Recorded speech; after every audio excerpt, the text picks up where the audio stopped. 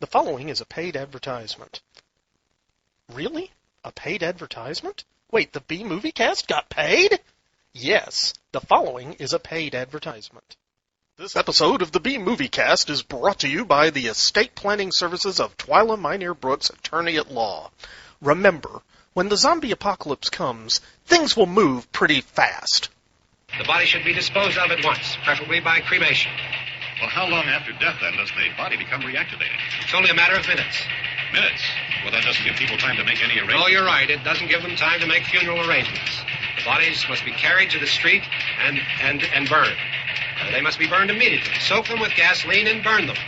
The bereaved will have to forego the dubious comforts that a funeral service will give. They're just dead flesh and dangerous. So don't leave your estate planning needs until the last minute, because you don't know when that last minute could come. Call Twyla Minear Brooks, attorney at law, at 859-351-2294. That's 859-351-2294. Remember, when you go, you don't want people saying, "Yeah, they're dead. They're all messed up."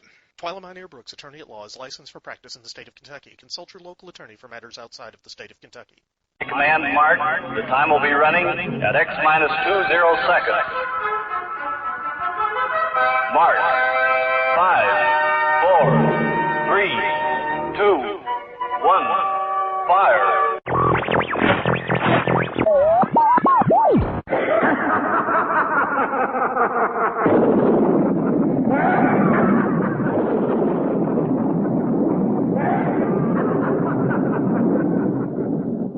Spawned by the continuing decline and fall of society as we know it, and created on the second-floor spare-bedroom studio in the Piedmont of South Carolina. Podcasting on a shoestring budget and changing the world one freak at a time. It's the B-Movie Cast with your host, Vince Rotolo.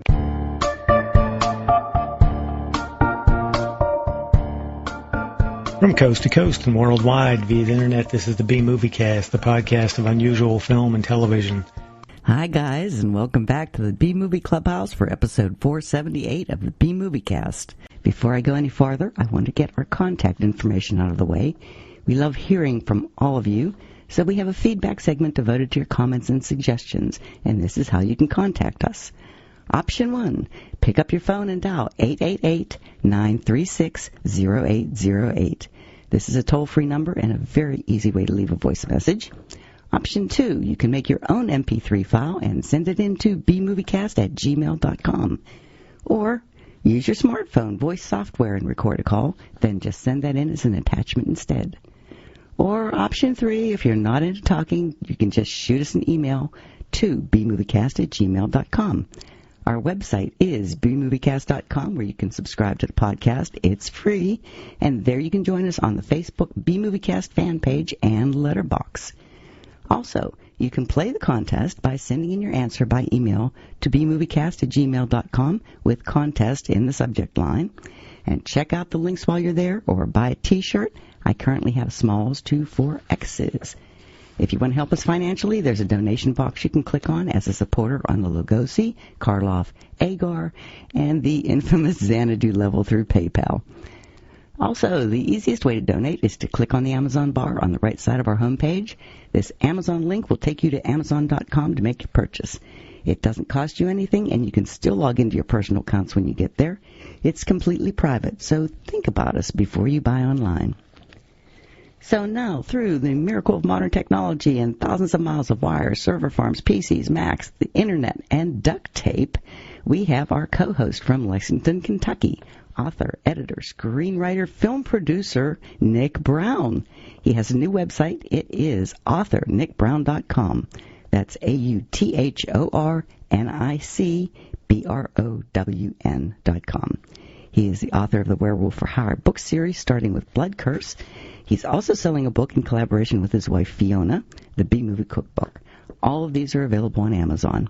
He's produced 2 movies, Wretch and Loss Prevention. Both can be ordered on Blu-rays or DVDs through Amazon. He is also the producer of a 3rd film, the soon-to-be-released Fall of Usher. Our special guest today is Matt Kowalski. He's a professor of history at both Temple University and Delaware County Community College. His teaching research interests are in the fields of modern Russian and Central East European cultural history, with a concentration on the Cold War and late socialism. His focus mainly revolves around the interplay of film, sport, and consumer culture, food, drink, etc., and society. He's authored 5 chapters of a new edition of the Global Studies textbook published by Kendall Hunt. The name of that is Aspirations and Dissonance, Readings in History, Religion, and Global Affairs. He's also recently had a chapter on Weimar horror films and the Great War, published in the new WW Reader. What's a WW Reader, by the way? World War I. Ah, okay. When not doing all that, he's trying to save money for his wedding to Marie. Hi, Marie. And watching too many genre films from too many countries, and watching his 2 main footy clubs, Liverpool FC and Central Red Army Moscow, play. Today's film is a Matt Kowalski pick, and thank you, Santito, for turning us on to this movie in the first place. It's called The Hyperboloid of Engineer Garin from 1965. It's a sci-fi Soviet spy thriller. And I'm going to read a synopsis I found online, and this is for Nick. It's a modicum of propaganda, a cunning visual recreation of German expressionist cinema. I thought we'd gotten past this with the Caligari and the Cubans, but no. Couldn't resist. I had to rub it in. And a sense of fun and the absurd informed this 1965 science fiction film from the former Soviet Union, set in France in 1925. The viewer can sit back and enjoy the wonderful look of the film that makes many nods to Fritz Lang, Joe May, Murnau, or French serial director Louis, I have no idea how to say this, Floulade? F-E-U-I-L-L-A-D-E, and Sergei Eisenstein, or the earlier science fiction like Alita. So, boom, you're welcome, Nick. I now connected it to German expressionism. Yeah, I'll express some German in a minute. Mm-hmm.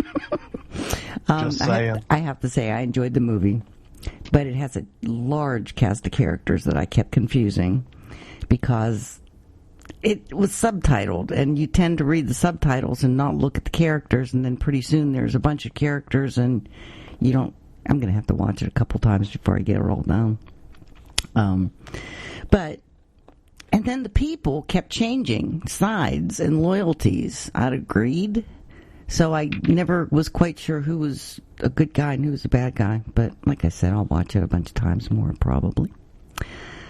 It surprised me that it was made in 1965, because I really thought I was watching something from the 20s or 30s. I mean, it was based on a story from 25, but it's in black and white. And it just had the feel of an older movie like that. It was weird. I actually thought I was, watching something from the German expressionists.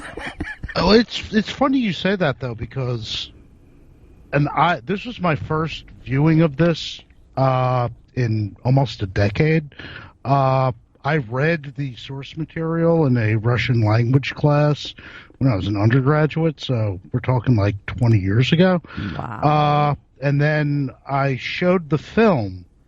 I am the, for what it's worth, faculty coordinator of Temple University Slavic Society, and when we actually had in-person courses and, could arrange things, we would do film nights.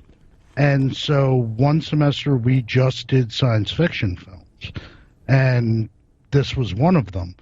But the film really kind of has the look and feel of those early 30s German science fiction films, like Karl Hartel's Gold. I don't know if you guys have ever seen or heard of that. Mm-mm. Very similar in terms of, look, tone, even plot, right? Gold. Yeah, I was shocked by how important gold was in this. I was like, oh, but go ahead, Mary. I was going to say, to me, it was a learning experience because I had to go and Google olivine layer and hyperboloid. I just figured they made all that up. They didn't.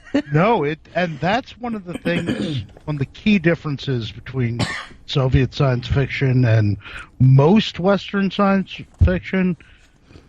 The Soviet sci-fi stuff usually at least has some science in it, I guess because they assume their audiences would, know better. Okay. That's interesting, and all I've got to say is quantum. Oh, okay. Because every bloody movie that is out right now that has anything to do with the Avengers or science fiction or whatever, everything is quantum. Oh. Okay. I mean, you just watch, it's the quantum this, the quantum that, the quantum blah, blah, blah. So I was extremely happy to have hyperboloids. Yes. I didn't hear quantum once. I'm shocked to hear that there really is an olive oil layer, but, that's cool. I like eating at Olive Garden, so knowing that there's an olive oil layer is also important. And I like Popeye. Yeah, and Mary likes Popeye, so there's a whole lot that's important about the olive layer. Mm-hmm. It is. Having said all that, can I just say one thing? What? When we first decided to do this and I saw the title of it, the first thing I thought was, this dude's got to have something lanced, and that's going to be what this movie's about. Okay. I was pleasantly surprised that there was a distinct lack of lancing in this. I'm glad, too. I'm just saying. This movie pleased me on so many levels. No lancing. It was full of olive oil. I mean, it's just great. Oh, Lord. Well, okay. I for everybody out there, I streamed it on Amazon. I mean, it took me a while to figure out how to get the subtitles playing, but it was a good copy. It was a good print. I was surprised. It's probably the same print that they used on the Russian Cinema Council DVD. Okay. I don't know. I looked up one of those Russian Council thingies, and I started watching it, and it had subtitles, but it was not as good of a print. That's why I went back and tried to figure out how to get the subtitles on the Amazon one, because the print was better. But did it remind you Goldfinger? There are certainly aspects. Okay. Yeah. The whole story reminded me of, like a James Bond. Minus the laser, but plus the laser. Because, remember, Goldfinger had a laser, too. Yeah. He just didn't use it much. It's true. Yeah. I'm it surprised is you sort remember of that. two distinctly different films. It's a spy film, and then about at the halfway point kicks into a full-on science fiction film. Yeah, that's true. Yep. Oh, and by the way, I read this, and I think it's really interesting. Charles Townes, the inventor of the laser, said his invention had been inspired by this novel. Interesting. Cool.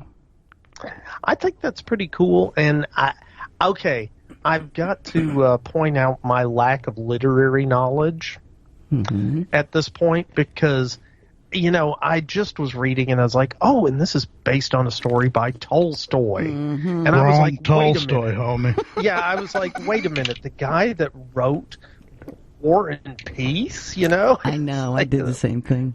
I was like, wow, this guy was very versatile. And then I also expected very this to be an 8-hour old. Yeah, and I thought it would be about 8 hours long, too. But, Yeah. But no, incidentally, Alexei Tolstoy, who is a relative of the other Tolstoy. Oh, okay.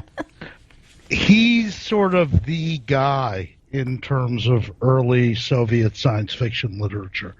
And in addition to this, he wrote the source material, but also contributed to the script to Alita, Queen of Mars, which was the first Soviet science fiction film from the 1920s. That's cool. Did we watch that one? Did we do that one? I seem to remember you did, it. it wasn't with me. Okay. I don't think with me either. Well, okay, you might have just mentioned it to Vince, and Vince went and watched it with me. That's quite possible. Yeah. Yeah, because we did we did Vi, and then we did the Russian New Year film, whose name escapes me right now. The Irony of Fate. That's it, The Irony of Fate, and we did that East German, The Dust in the Stars. I think The Dust of the Stars, and not Stalker. Why am I drawing a blank? The other Tarkovsky film. Solaris. Yeah. But we haven't done Alita, Queen of Mars. We ought to do that one. That sounds I'd be like okay. Hey, we could round out our Russian bingo card for cinema. Yeah. Sounds good to me. Well, can we do the contest now before I forget? What contest? Oh, by the way, from last week's contest, Tom and Wolfie do not have a copy of the B-Movie Cast, or B-Movie Cookbook, the 1960s. Ooh. So I have mailed them off a copy. Congratulations, you lucky folks. Good. Which the real luck for them is that they didn't get the prize of equal or lesser value, which probably was going to be a spork from Consumer Cellular, because I just couldn't find anything else. That is a good thing. So, definitely a good thing. And, by the way, this week I am going to give away that spork.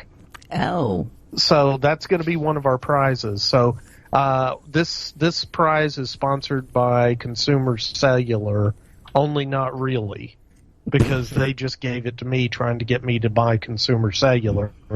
But I don't need a flip phone with buttons the size of, hubcaps. So, okay. Anyway. Okay. Not yet. Not yet. And I will go ahead and say probably never. I'm going to go ahead and make that call that I will, by that point, I will either have a phone implanted in my brain or I will have done something incredibly foolish and been on the news as my last act. Don't do that. I will try not to. Okay, the contest answer this week was Metropolis from 1927. And our first movie today was donated by Patrick Kelly. Woo, Patrick! Woo! It's a Blu-ray from 1991 called Terminator 2 Judgment Day. Nobody's seen that. Yeah, I know. Pat says there's little to be said about this classic that listeners of this show don't already know. It marks the first use of natural human motion for a computer-generated character. And the winner is Santito. All right. There we go. Hey. Well, he deserves that for coming up with this movie for us. No, I think that's great, and I'm sure he has never seen it. Oh, he can play for his kids. Well, there you go. Yeah.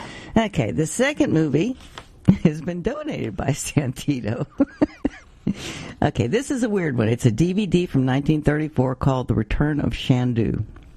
It's a 12-episode fantasy film serial based on the radio series Shandu the Magician. It was produced by Saul Lesser and directed by Ray Taylor and starred Bela Lugosi as Frank Chandler, a.k.a. Shandu the Magician. The story is the black magic cult of Ubasti, based on the Isle of Lemuria, believes that Naji, a princess of Egypt, is a reincarnation of her long-dead goddess Osana, and they intend to sacrifice Naji so that Osana may be resurrected. Naji has taken refuge at the California home of Frank Chandler, an American raised in the East and possessed of white magical powers who calls himself Shandu. I'm might have to watch this before I send it. That sounds fun.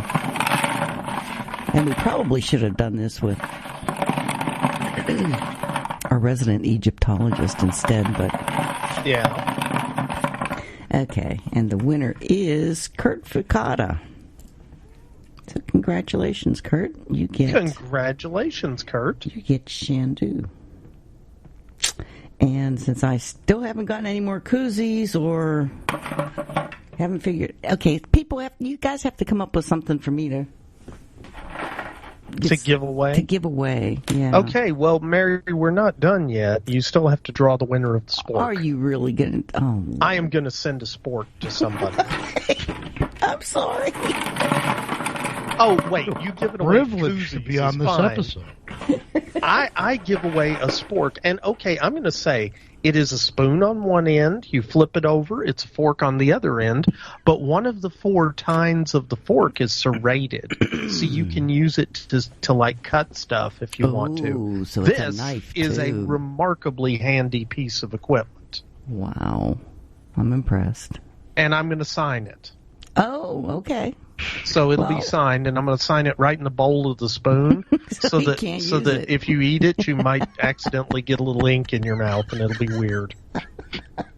They'll have to frame it. Okay, the winner of the spork is Marlo Brown. Sweet. Yeah. Sorry, Marlo. Don't apologize for prizes, Barry. This is a prize. It's a prize. That's a major award. A major award. I still have to send out that car to somebody. See? Actually, come to think of it, Nick, I think that water bottle that you signed at the Monster Bash years ago is somewhere in this apartment. That's awesome. Oh, that's scary. I don't remember why I signed a water bottle, but that's awesome. There was some drinking involved. Yeah, that sounds right. It was signed. There was like some graffiti or something on it. Yeah. Okay. Well, was it when Brian was there with me? Did both of us sign it by any chance? Or I think so. Yeah. We were okay. very I'm starting to excited remember that there was this. a silver marker. Ah, the silver. Yeah. God love it. Okay. On with the hyperboloid. Nobody has ever said those words in that order ever in the history of man. Well, also, I don't know if you guys caught this. Hyperboloid or guyperboloid? Huh? There's no H in the Russian language, Mary. Oh. So, I don't know if you were watching the film and you caught whenever the handful of occasions when they actually... Because usually they just refer to it as the apparatus. Yeah, the apparatus. When they actually say the name of it, it's guyperboloid. And I just thought that was a mistake. No, there is Literally. no such letter as H in Russian. Huh. So English or German or French words starting with H that come into Russian, somehow that just like transforms into a G. So the name Herman would be German. Okay. Wow. Huh. No, that's actually cool and handy to know, because now I realize that wasn't just a mistake in the subtitling. Yeah. But that subtitling was kind of hard to read sometimes because it was a translation, but it was a literal translation sometimes, so you had to sit there and think about what it was really trying to say. Yeah, they use big words like apparatus. What? Oh! I did read this. There's an interview there's some kind of DVD floating around that has an interview with a film cinematographer, and he said that's the one I own. Oh, okay. He said the larger version of the hyperboloid in the movie, they just used the studio's rear projector and built the sets around it.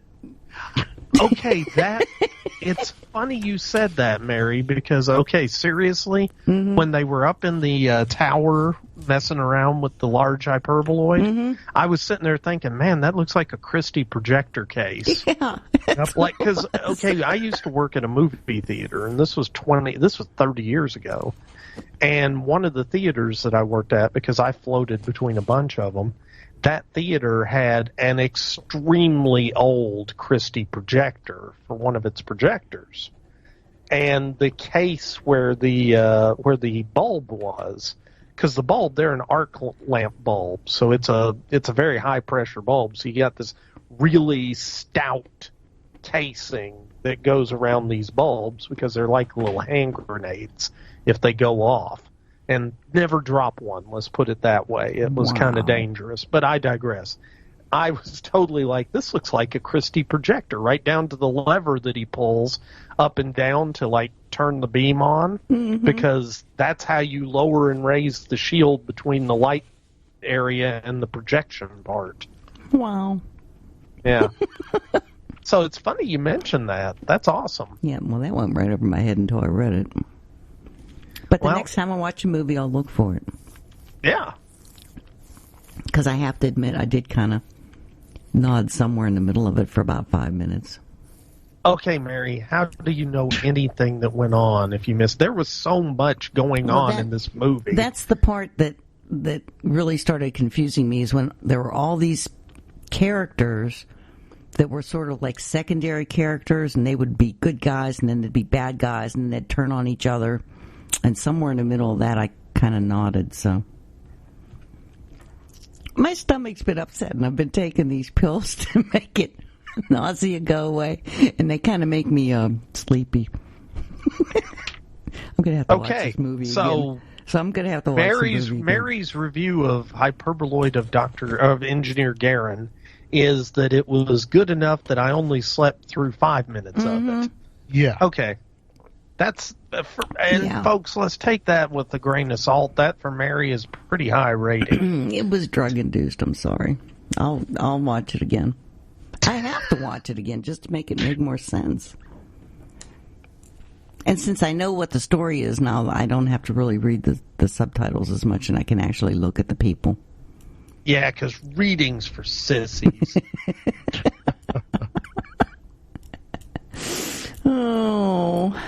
Also, did you read somewhere where it started out as a kids movie? Well, it's interesting you say that. The company that made it, Gorky Films, their specialization tended to be fantasy and sort of kiddie fare. So, I mean, that makes a lot of sense. Yeah. Yeah, because something about the government, Soviet government, had a problem with the novel's depiction of Russian technician who sells his revolutionary laser beam invention to the West and then flees the country, and they didn't want to fund it. So to get their funding and get around it, they kind of turned it into a children's film. But then partway through it is when somebody in Russia got a Nobel Prize. What was it for? Hyperboloids? No. For real life laser beams. Two physicists in Soviet Russia. Okay, so then the film sort of became a package piece to and so pimp Soviet laser beams.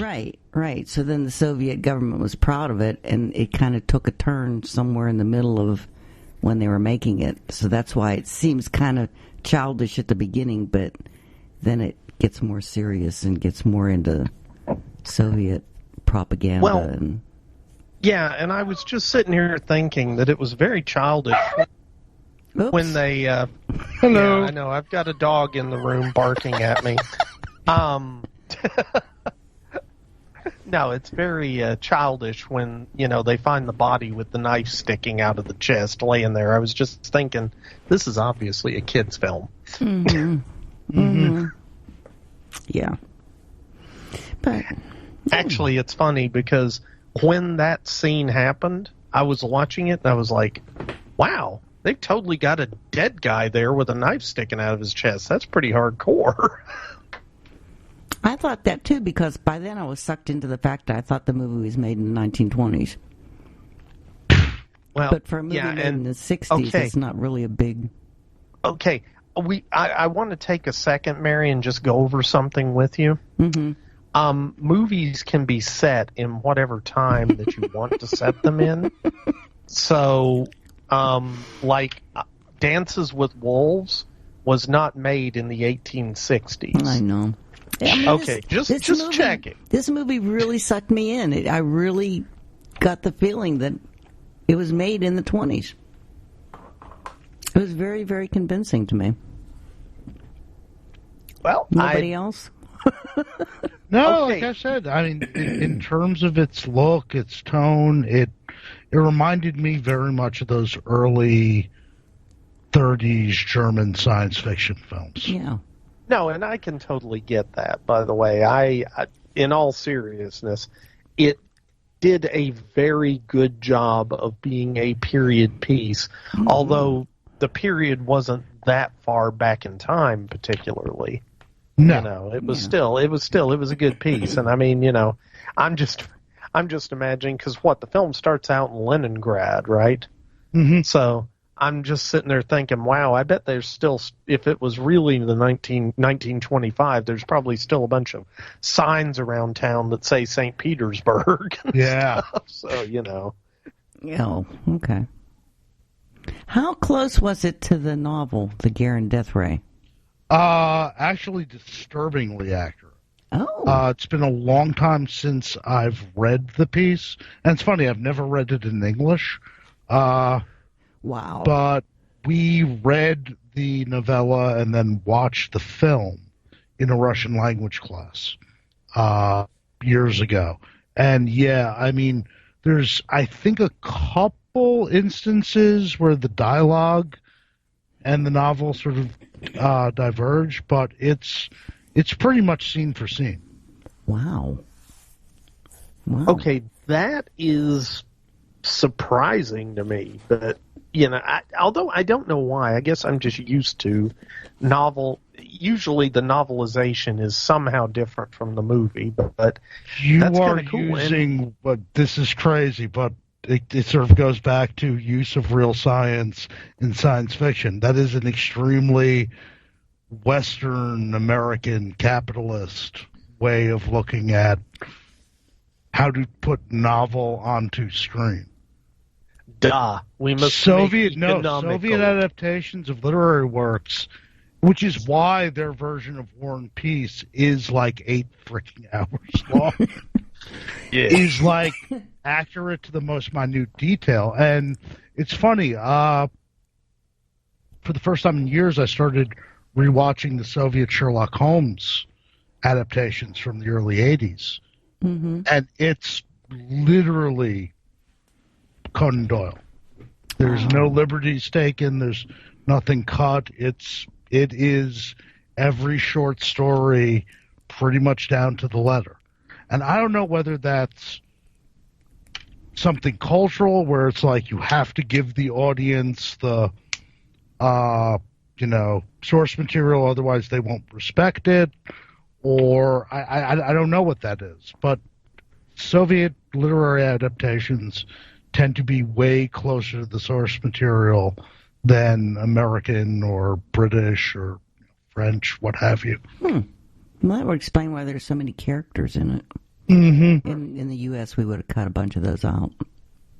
Or merged them into 2 or 3 of them into one. Yeah. Yeah. That four-fingered dude could have been 2 or 3 people, you know.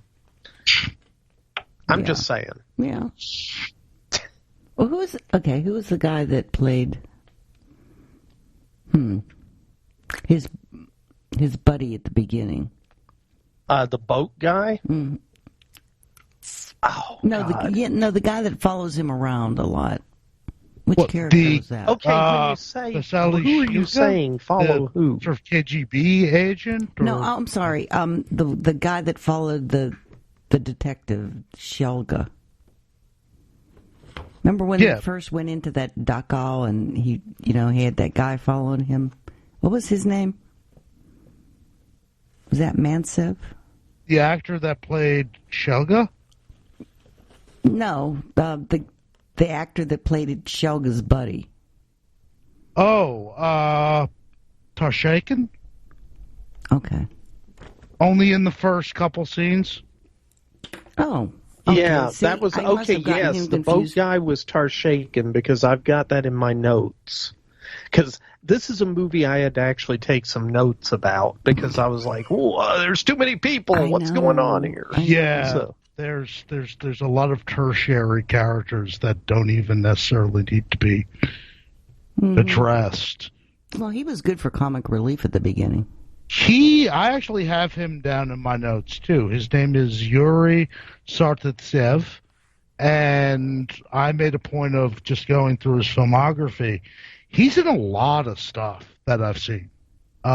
He seems to be a fairly prolific Soviet character actor, particularly in sort of the science fiction and fantasy films that were coming out in the 50s and the 60s. So for Soviet audiences at the time, he would have been a familiar face. Oh, okay. That kind of makes sense.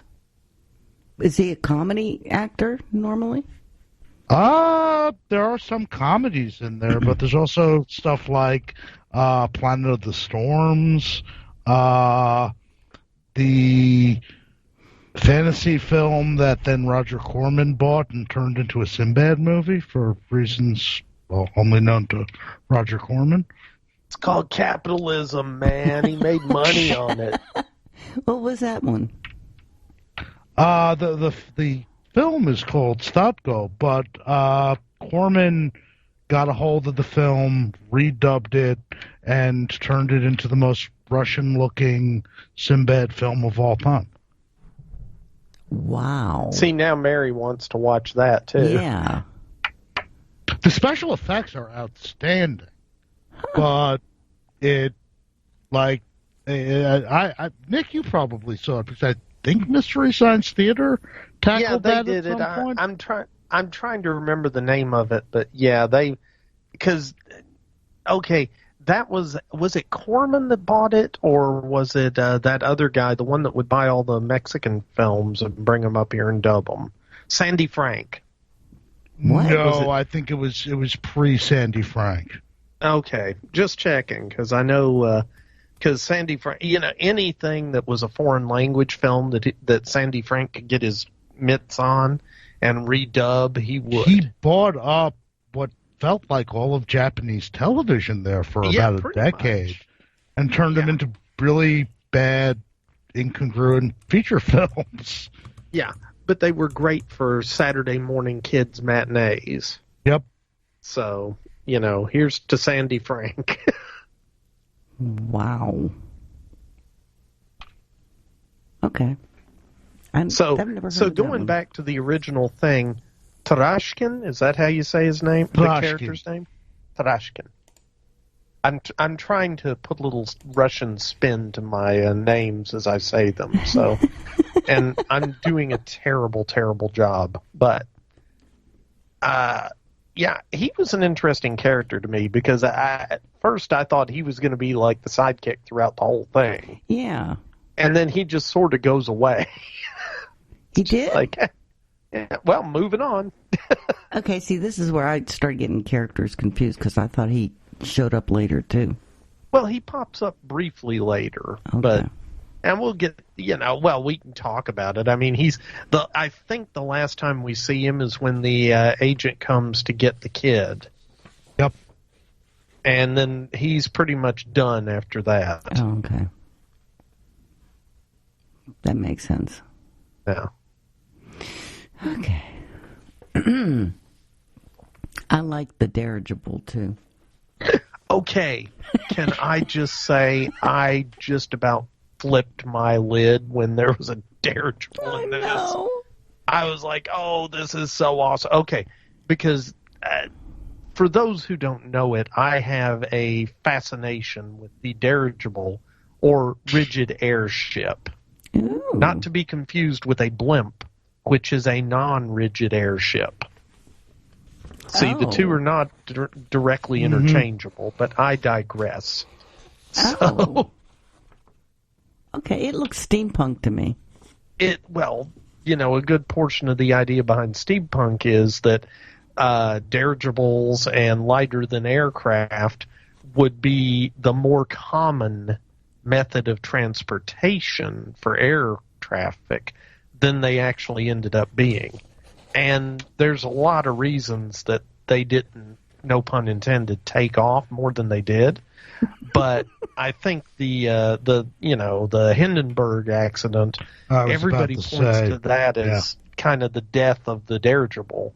And it really was, but also World War II started kicking off, and something that could be shot down with a pellet gun became less attractive. Plus, they weren't real fast, were they? Well, they weren't necessarily really fast, but and there's actually been a resurgence of interest in them because they're great for hauling heavy loads over long distances. Mm-hmm. Much better than aircraft for moving air freight. They're not as fast, but okay, I'll give you an example because I was actually talking to a fellow named Igor Pasternak, who, great name. And Igor Pasternak runs a company that was working on a lighter-than-air craft, a dirigible, that had the ability to vertically take off and land. So it didn't need a bunch of ropes and guys on the ground pulling it down. It could do like a submarine, basically, and it would change out helium for oxygen, and the more helium it kind of sucked into a compression chamber and pushed oxygen out, that would make it less buoyant, and so it could land. And the goal there was to make something that could haul about 60 tons of cargo. And that's not an insignificant amount of cargo, and you could get from Nagoya, Japan to Georgetown, Kentucky in 4 days. Which you could do that really fast in an airplane, but 60 tons would be really expensive. Yeah. And to put that in perspective, getting it from Nagoya, Japan to Georgetown, Kentucky by rail and boat takes about 4 to 6 weeks. Oh. So 4 days is a significant improvement at a much lower cost. Wow. Yeah. But it seems like it'd be more energy efficient too, wouldn't it? Well, they are pretty energy efficient in a lot of ways. They have their issues, though. And it's funny because if you start Googling this, there's a bunch of companies working on it right now. Wow. But nobody's really kind of made the solid case where they have a workable system that can haul actual cargo. There's lots of prototypes that can move around, but you start trying to get cargo on and off of them, and you start running into problems.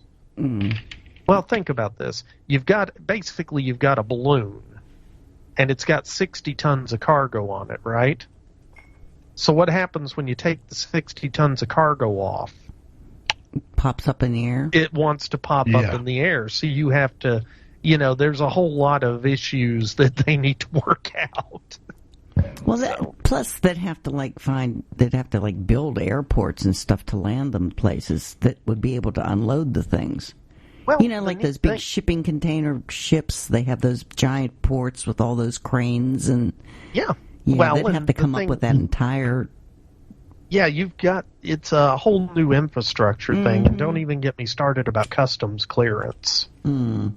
Because if you've got it, the idea was that you could fly the material straight from, say, Nagoya, Japan to Georgetown, Kentucky for the Toyota plant, right? Mm-hmm. But at what point does it clear customs? That's true. Mm-hmm. So you have to have basically you would have to have a custom setup there. A custom setup for it, and a international trade zone or something of that nature. So there's just lots of issues to it. But I've really taken us down a strange rabbit hole with my love of dirigibles. That's a good idea, though. Well, it's a good idea, but the actual practice of it's not. The tech just isn't there yet. Yeah. Plus, but it would it's be getting so closer. expensive to get it all. Well, like you said, and the infrastructure set up. It is, and the other thing is, okay, why did the Hindenburg burn up? Because it was filled with flammable hydrogen. Yeah, but the new ones aren't, are they? Well, the way you get around that is you fill it with helium. Yeah. Okay, and helium would actually help put out a fire if there was a fire.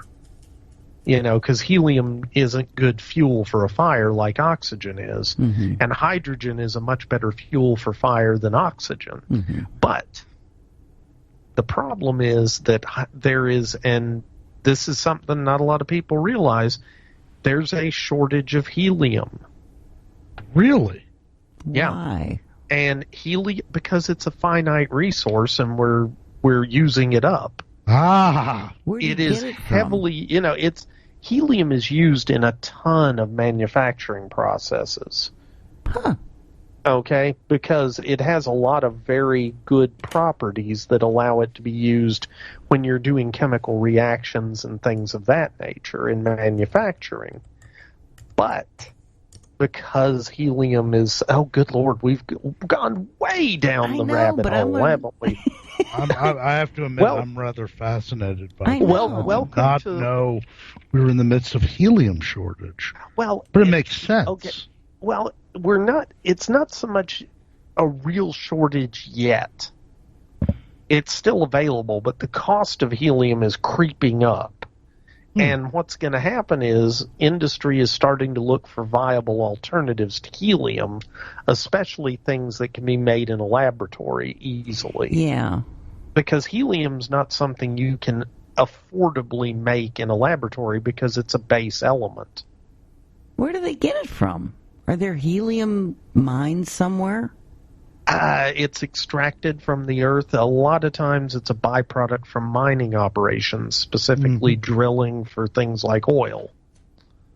You know, it's just there are dedicated like tappings for helium, but yeah, it's and you're starting to get out of my ballywick of knowledge. But maybe they can find it in that olivine layer, the olive oil layer. Yeah, the olive oil layer. That's it. So, what happens is if you lance a hyperboloid, helium comes out.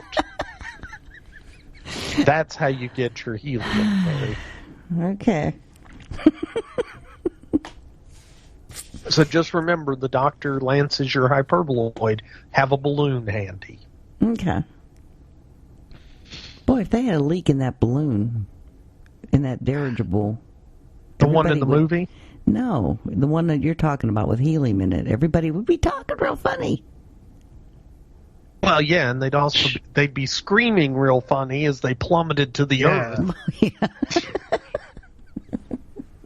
This is hilarious. Hey, Bob, we're all going to die in about 20 seconds, but you sound really funny. Yeah. Oh, okay. Okay, going back to what got us on this subject, which was the dirigible that kept popping up in the film. Yes. Actually, that was probably just a straight-up blimp, the more I think about it. But, okay, I'm going to say that I think that was a real blimp that they were using. And, no, seriously, I think that's what that was. And I think that it would be terrifying to be up in that thing because it looked like it was made out of just sheet metal held together with staples. I know. I mean, I was looking at that and I was like, oh my God, the stunt guy that's doing that. Because at one point, there's a guy hanging from a ladder up in the air. That's true, yeah. And I'm pretty sure that was really just a guy hanging from a ladder up in the air. You know, because... Just not in Siberia. Well, yeah, it's... God bless. You know? Wow. It's like, hey, Alexei, get those dissidents over there. Have that one hold on to this ladder for a minute. We're going to film a scene. Okay, the reason they were in Siberia was because they were going after Mantsev. Yeah, the original Nikolai inventor. Manstev. Yeah. And apparently he was supposed to be the real scientist. Yeah, so basically the engineer guy is just a thief. He stole it from him. Yeah. Okay. Yeah, that was part of the whole thing. Was he had stolen the idea from Manstev, and somehow Manstev had ended up in Siberia. I don't know if it was like he was sent to Siberia as a punishment, or if he just was in Siberia or whatever. So he wasn't waiting for him? He was like hiding from him? Yeah, well, they were partners, and I guess he was hiding out and waiting, only Garin wasn't going to ever show up. Yeah, that's the gist of it. But the only time Garin was interested was when he needed his notes. Okay.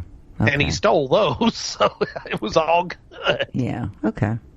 And it was really sad though when Manstev, after the notes had been stolen, he was like, my memory is so bad and now it's all just gone. Yeah. I mean, I was seriously, I was like, wow, that is just sad. Mm-hmm. Plus he's in Siberia. Well, yeah, being in Siberia is probably kind of sad too. Yeah. Or at least cold. Did they really film part of it in Paris? Or in France? I doubt it. Okay. I don't believe so. This was the era when Soviet film industry was starting to do some co-productions with Western stuff, but I don't think they got out of the Soviet Union for this one. Okay. Well, think about this, Mary. If they had really filmed in Paris, they probably would have shown more landmarks. Yeah. That's true. Because Paris is not short of buildings and monuments. Like, there's a strange tower, I hear, that exists somewhere in Paris that sometimes people go and look at it. And, there's all sorts of stuff that if they were really filming there, they would have probably taken the time to have one of their characters, like, go up, the Eiffel Tower or something. They would have worked it into it. That's true, yeah. Yeah. Okay. But, I mean, it was interesting. And when they were supposedly filming, especially the club scenes, I really liked those because it did sort of capture the feel, I thought. Yeah. Mm-hmm. Yeah. So they did a great job there. I mean, it didn't do what I kind of expected them to do, which is make, somewhere like Paris look just seedy and run down just on the sake of saying, hey, look, it's better in Russia, see? Now, it's interesting because, and I know this definitely is in the original source material, one of the reasons maybe that this didn't get a proper film treatment until well into the 60s is the film's kind of in your face and rather honest, or the source material is, about certain realities of Soviet life in the 1920s, like homelessness. Yeah. Which was a byproduct, of course, of, the Civil War and after the revolution itself.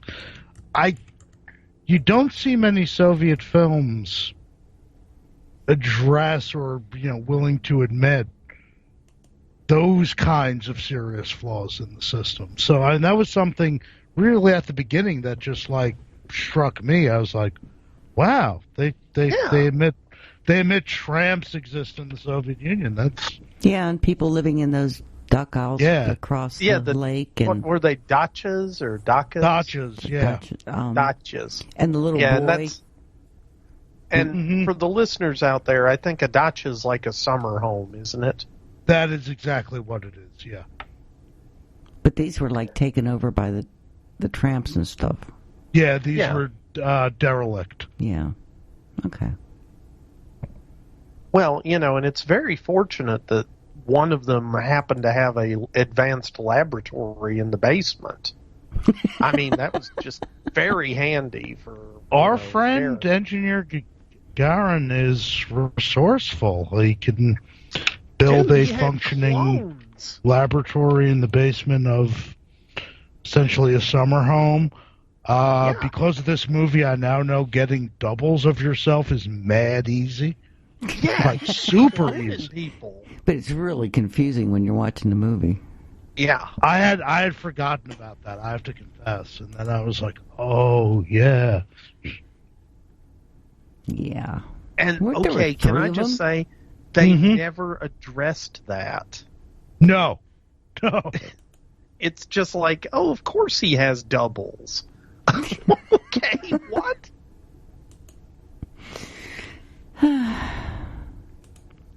Yeah.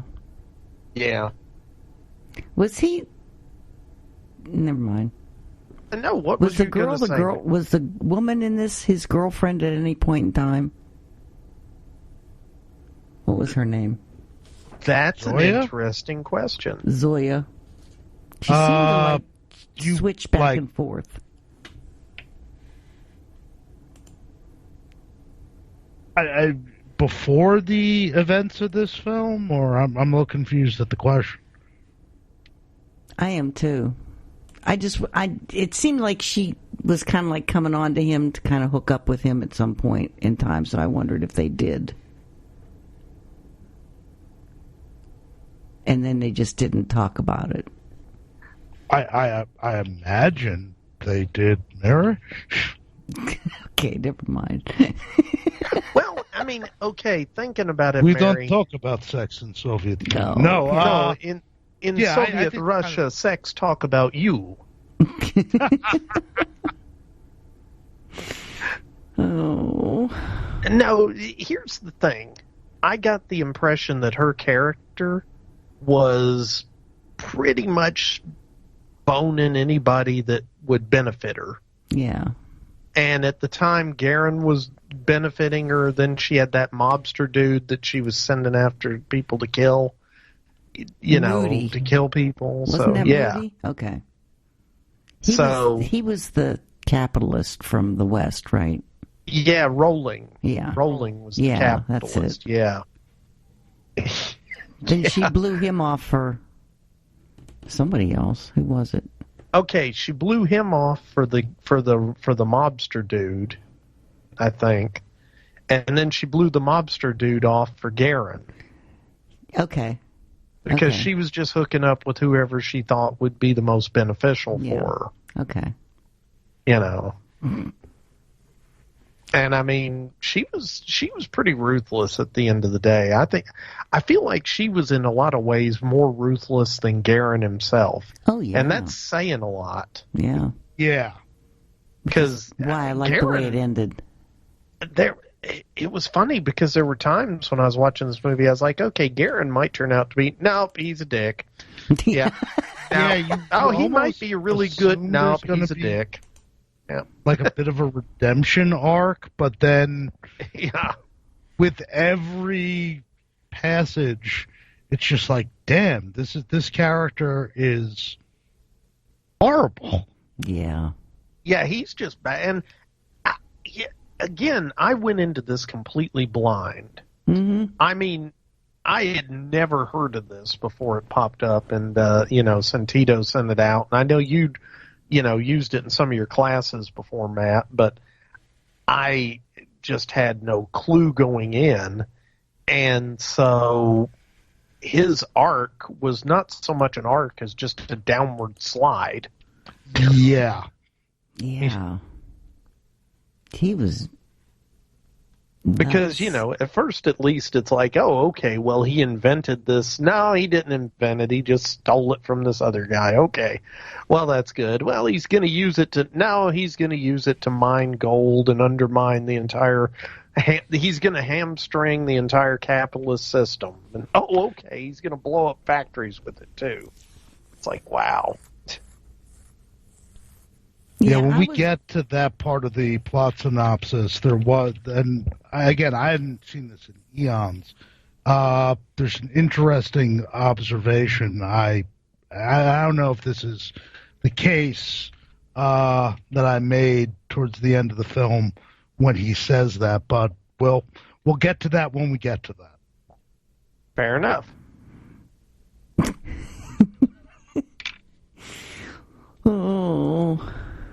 Oh, what's the matter, Mary? It was just confusing to me. Just so many characters. Well, there like was a lot. There was a whole bus station thing where they were just. Remember when they were like handing? Oh no, it wasn't a bus station. It was when they were trying to send that letter or a. You mean the telegram? Yeah. There were so many characters running in and out of that scene. It was like, what is going on? Well, my favorite part was when I guess it was Garin left. Mm-hmm. And the guy goes to follow him, and then the guy goes to follow them, and I figured another guy was going to follow them. It's like, okay. Yeah. Well, you get the sense that everyone seems to be aware of said apparatus, and so you have Soviet authorities trying to get it back. You have clearly, private Western capitalists, but you also get the sense that like Western governments might be involved as well. Yeah. So you have spies upon spies upon spies. Yeah. Yeah, there's just a whole pretty lot much of, whoever has this device controls the world. Yeah. Which it was it was a pretty badass device when you get down to it. It was a super laser. Yeah. And it was a weapon, and it was a way to get gold. What more could you ask for? Yeah. If it juliennes, then it'd be perfect. That's a great point, because there's a very subtle line in the film which I think exemplifies that. Well, first of all, this being a product of early Soviet science fiction, it has that, bad sort of capitalist science versus good and or noble Soviet or socialist science, which I think you see through the characters of Garin and his name escapes me, that one Soviet scientist who works at the Institute. Oh, yeah, wasn't his name, I think it started with a B. It was, I can't remember, sorry.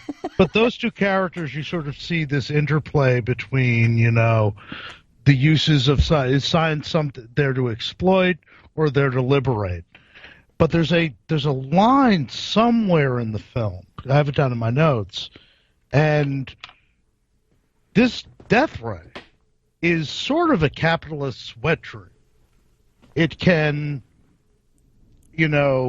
extract resources at a quick, cheap rate, but also destroy your potential enemies who might also want to get their hands on those resources. Mm-hmm.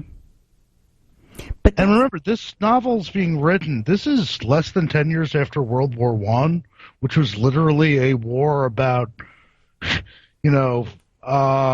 who's going to, carve up the world and its resources. So, there's that going on there, too.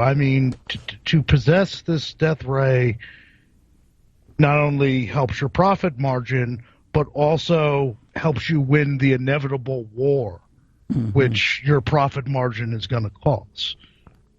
But the thing I didn't understand was you're messing up your profit margin by dumping all that gold on the market and making gold nothing. But see, that's where the Garin character gets interesting. Our buddy Rollins, the chemical baron, he's a straight up capitalist. Yeah. Garin's interesting. And remember, the novel comes out in 1927. This is 5 years before the rise of Hitler in Germany. Fascism has taken hold in Italy and in Hungary. Yeah. Garin says, and this is what I wanted to, wait, but Mary already, broke open this can of worms. So let's dig in. Garin says flat out, I want to destroy your cumbersome capitalist system. So, okay, Garin's no friend of the Soviet system, but he also believes capitalism can't work. It is cumbersome. It is, its day has come. And the reason he says this is because if I don't, the communists will win. Huh? He understands that capitalism, by its very nature, will sow the seeds of its own destruction, and the future will be red. So he's going to destroy capitalism to prevent revolution. That's fascism 101. Wow. We know capitalism sucks. And the alternative is a red future or a different kind of future led by great men. Notice the whole dictator thing. Notice the weird rally he gives with his followers, gold, gold, gold. Yes, that was no man, probably Garin's my favorite a freaking scene. Nazi. I still don't get it, because even if the Soviets don't use a gold standard, they still use the gold standard. Stuff is worth money. Money is based on gold. Okay, well, money's a concept when you get down to it. Yeah. There.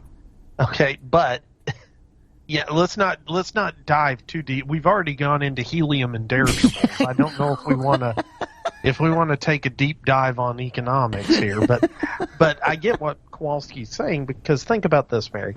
Okay, you are Garin, and you hate the Communist Party that runs Russia, right? You just hate them. You think they're awful. You don't want them to be successful. You don't want to see them. What is their ultimate goal? Well, they really believe that, their system, it would be a great idea if everybody was under a communist system like theirs, right? Yeah. So he's got this thing where he's like, okay, I don't want them to win, but capitalism is inherently flawed, and so it's doomed. Yep. Right? And by the way, I'm not saying that capitalism is inherently flawed and doomed. That's another podcast for another group. You're saying that's what Garin thought. That's what Garin thinks, right? Yeah. So he says, what I'm going to do is I'm going to go in and I'm going to make so much gold come out that it's going to make gold worthless. And at this time, the gold is the standard that's backing the paper money. Mm-hmm. Okay, so if you were to make gold worthless, it would directly impact all of the capitalist countries, and it would cause economic collapse, right? Which in turn would cause political collapse, mm-hmm. which in turn would allow a powerful man with a hyperboloid to come in and take over as a dictator. Okay, so he was trying to get rid of the communists and the capitalists. Well, he was trying to get rid of the communists, sorta, but he was mostly trying to bump off the capitalists so that the communists couldn't take over the whole world. He would just take over that half the world. That's sort of interwar fascism in a nutshell. It's this far right but also revolutionary ideology that sees capitalism as sick, inefficient, it would inevitably collapse, but fears the alternative even more. Yeah. And so by restricting freedom, and it's weird, I mean, there really isn't like a manifesto on fascist economics, but it is sort of, for lack of a better term, some weird sort of form of autarky. So by destroying, international markets, in a way, maybe he's kind of propelling that. I mean, dude's kind of a Nazi and an accelerationist Nazi too. Yeah. And he was, and I guess once he got into the I've been calling it the olive oil layer because I think that's funny. What was it? The olivine layer? Mm-hmm. Olivine belt, but the olivine belt. With the Olive Garden belt. It's, you know what, it's just going to be the Olive Garden belt because that's better and they have good breadsticks. So basically he's gotten his death ray that he can also use to mine very cheaply and efficiently to cut through 5 kilometers of Earth to get to the gold. And what was it? He got really excited because the gold wasn't there where he thought it would be.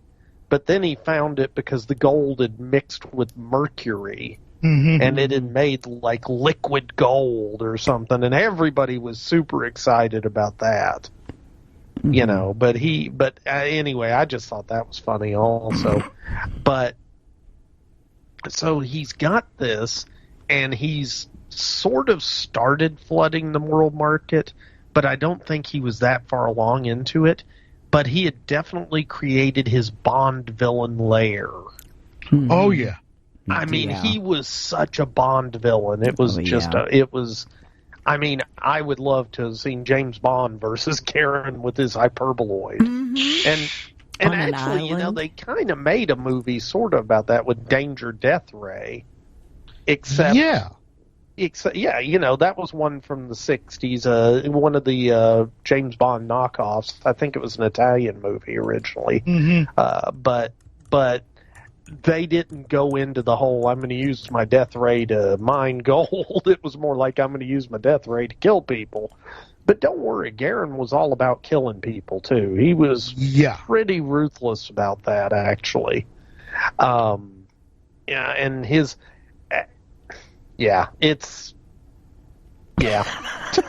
Sorry, there's just a whole lot of Hyperboloid going on here. But now he never really completely flooded the market, is what I was getting at. He got to the stage where he had his island lair, and he had his minions who he made dress like they were on safari in Africa, it looked like. And you know, they had those hats and stuff. I don't know. It was interesting.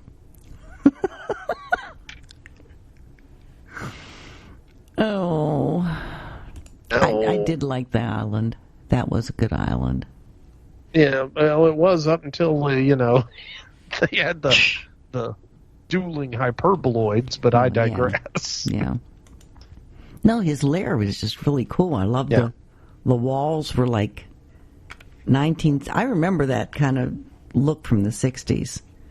Kind of a silver, the bumps, those round. Oh, yeah. With the textured look. Parabolic. Yeah. Yeah, I do remember that from the 60s. It was funny. And, you know, they didn't skimp on the sets for this. No. I will say that. The production values were very high. And I one of the things I did like also was Rolling's office or Rollins' office, and it had the big R with the the Art Deco logo around it. I thought that was pretty cool. And it was just right there on his office. So you knew who he was right off. Yeah. You're right. That was cool. Didn't they use some kind of... Oh, what was it? The All Russia Exhibition Center metro station. Yes. That was the Island Fortress. Wait, the Metro Center in Russia's on an island? That doesn't seem very practical. They combined miniatures with that footage shot there. That was the island. I have no idea what the All Russia Exhibition Center metro station looks like. It looks like that island. Must look like that island, yeah. Well, do you know much about the subway system in Russia, the former Soviet Union? No. Okay, these... Not in Canvas anymore, Toto. These things are a big deal. You know, they're as much pieces of art than they are functioning subway stations. And so this hub, this one particular metro station, and these were built in the 20s and the early 30s, so it's period appropriate, at least in terms of this. You know, these are these are fairly massive stations and highly sort of decorative stations. Oh, okay. So, yeah. Yeah, I Okay. just Googled them. That one actually looks like where they did the telegram thing. Mm-hmm. Yeah. Well, I got two things about the stations. Okay. Okay, one, what Kowalski was saying is spot on about the fact that they have a really, really, really nice, subway system Gorgeous. in Russia. And, okay, I've got a funny story. So a couple of years ago, Brian and I went out to the American Film Market event in Los Angeles to try and sell loss prevention and retch to some distribution companies. And the whole event is set up in a couple of hotels, and basically you get appointments with different production companies and different distributors, and you can go in and meet with them. And the whole thing's happening in a hotel, but the way they do it is if you have a production company, then you rent a hotel room. Or if you're a distributor, you rent 1, 2, 3, however many hotel rooms you want, and those become your office for the week. And so this hotel is renting out these rooms for like $25,000 a week. And wow. It's kind of a status thing. How many rooms does your production company or your distribution company have? So like Lionsgate Films, for example, had 7 rooms. Wow. So just to be there, that they spent at least $175,000, right? So anyway, Brian and I are there, and we've kind of got some appointments with a few of the companies, but really mostly what we're doing is we're macking around looking for people that aren't busy in these and going in and seeing if we can just talk to them. And that actually sort of works sometimes. It used to work better than it does now, but I digress. But one of the ones, we ended up in the wing of the hotel where all the production companies out of Eastern Europe and Russia were. And I don't remember the name of the production company, and I don't remember the guy's last name, but I remember his first name was Igor. And I thought this was quite prophetic because I had just a year or so before been dealing with Igor Pasternak from the Dirigible company. Dirigible, See, this is all synergy. Everything comes full circle. Everything comes full circle. Now, why am I bringing this particular film company up, or guy up that I talked to? Well, he was a filmmaker and a distributor. And so Brian and I ended up spending about an hour sitting in his hotel room office with his just Eastern European drop dead gorgeous model secretary there, making us drinks, and he's showing us clips of his films and talking about how he's like, "You are filmmakers. I wish you to help me with film. We will make film. I have script. You will make script work. Here is script. Russian subway is very big subway, very nice. You will. The story is that there is monster in the subway, and they go down. The peoples go down into the subway, and they are being killed by the monster. That's a good and idea. The monster kills Monster in the Moscow Metro. That could be a thing. Yeah. And the monster. Oh, here it goes. But listen, this is very important. Everybody dies but one person. That make happy ending. That's not a happy ending. That might was actually a quote. be the most Russian thing I've ever heard. Because I will say, I just about laughed my ass off inside. I was being very serious. Oh yeah, that's great. But he's like, everybody died but one. That make happy ending. So, and I guess for a Russian film, that might be a happy ending. I don't know. I don't know, man. Well, I'm Googling those Moscow metro stations, and they are gorgeous. Oh, they're beautiful. Wow. They are. And there's actually a whole series of books about a nuclear war set in Russia. And it's about how society has moved into the subways. Yeah. And so, it's like 30 years after the nuclear war, and everybody lives in the metro stations. I'd like to live there. They're nice. Not after the nuclear war, Well, Mary. yeah, They're not right. very nice. I've read some of the book. It's kind of depressing. But this is monster in subway. Everybody die but one person. Happy ending. There's one called Elektrozavodskaya. That one looks exactly like his lair on the island with those round circles and stuff. Mm-hmm. Wow. I like round circles as opposed to I'm squares. sorry. No, like I Okay, said, they everybody were all go built... Google them. Go Google metro stations in Russia. That's really pretty. And remember, when you do, everyone dies but one person. With what? Is happy ending. Okay.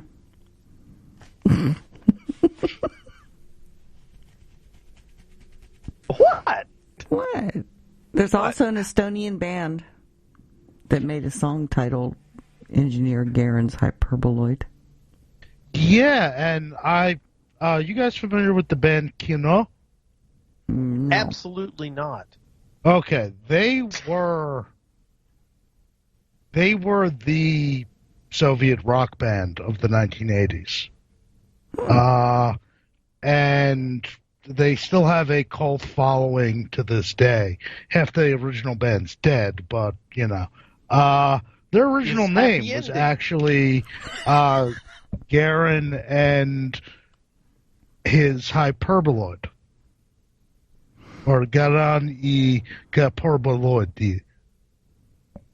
Wow. Well, now you have a song for the end of the podcast.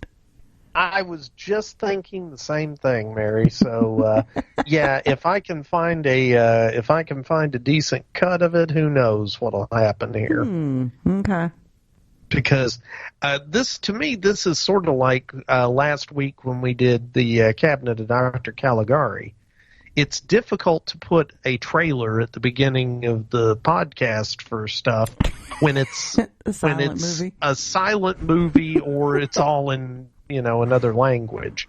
So, that said, I think I will I'll find something out of this to put in there because it's They did have good music in this. It did. It had It had weird ass industrial sci-fi music. Mm-hmm. Yeah. I mean, that was the opening music was just very kind of in your face. Yeah, it was. I liked it. I'll get you the album for Christmas. Thank you. Unfortunately, is only available on 8th track. I think I still have one of those up in the attic somewhere. Then happy ending. So you want to talk about the director? Yeah. Alexander Ginsburg. Fairly prolific. This is probably this and a Second World War film he did called Two Soldiers are probably the films he's most known for. Okay. He did one called Cinderella. Yeah. Later in his career, he did a lot of these fantasy and or children films for Gorky Films. So towards the end of his career, he's doing a lot of those kinds of things. He also did a really strange Belarusian comedy called Who Laughs Last? Oh, wait. That's that one with what's-his-face in it. Mary, that was the most nonsensical anything thing at all. That's the one with what's-his-face in it. The guy that... he did the thing with his mouth. He always smiled. That really creepy movie from the, I guess, 30s. He Who Laughs? He Who Laughs. Okay, never mind. That's different. No, not the Conrad Veidt film. Okay, never mind.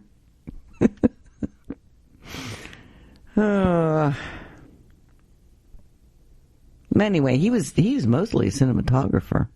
Maybe that's why the movie looks so good. Well, if you have a director that knows cinematography, it's very helpful. Yeah.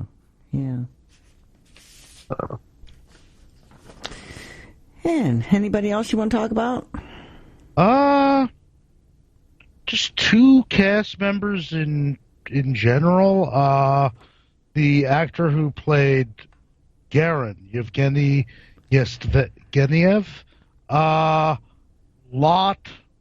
lot of Soviet television stuff, particularly two of my favorite Soviet TV films from the 70s and the 80s. 17 Moments of Spring, which is a World War II drama, really, really good. Some critics have kind of compared it or sort of alluded to it as the Soviet James Bond. I don't really like that label, but I understand why they're saying it. It's espionage thriller. What's the name of it? And 17 Moments of Spring. Okay. And then an excellent Soviet crime thriller set in Moscow after World War II, The Meeting Place Can't Be Changed. Anyone out there listening, get your hands on that. It is really, really quite a remarkable little series. And then 17 Moments of Spring? 17 Moments of Spring, but also The Meeting Place Cannot Be Changed. That's the crime thriller. Oh, okay. Yeah, that's not a statement, Mary. That's the name of the movie. And then our buddy, our hero of the piece, who makes the ultimate sacrifice, I'm assuming he's a KGB agent, right? He's working for Soviet intelligence.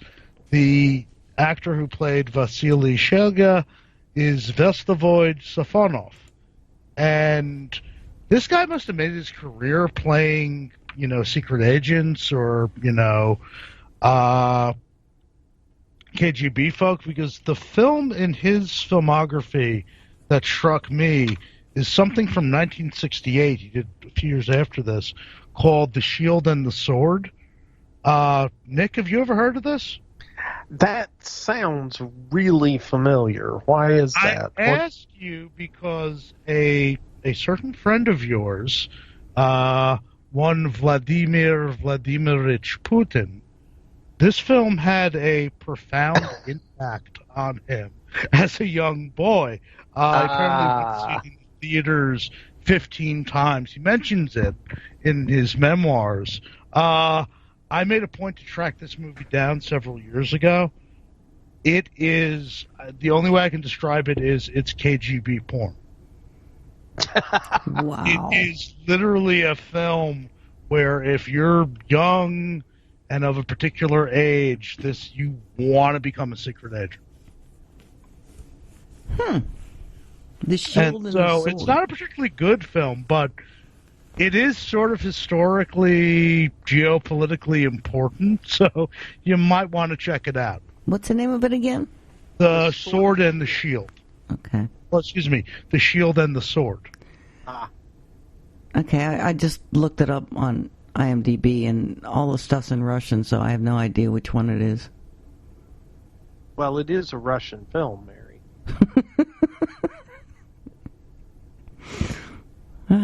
Well, I guess that kind of killed it. if I'm going to watch it, I'll just call Matt and ask him to send it to me. There you go.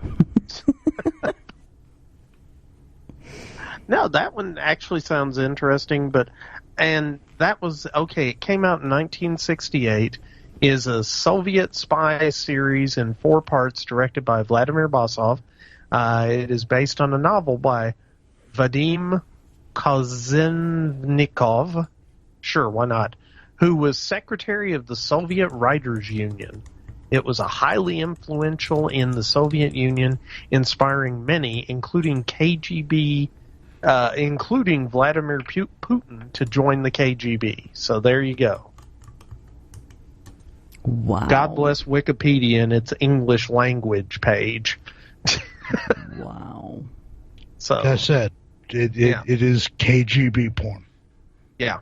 And I could tell, I mean, even the name sounds like it, because obviously it's referring to the KGB as the shield and the sword. Yes, that was the KGB's logo. A shield and a sword. Yeah. So it was a TV miniseries? Yeah. Oh, okay.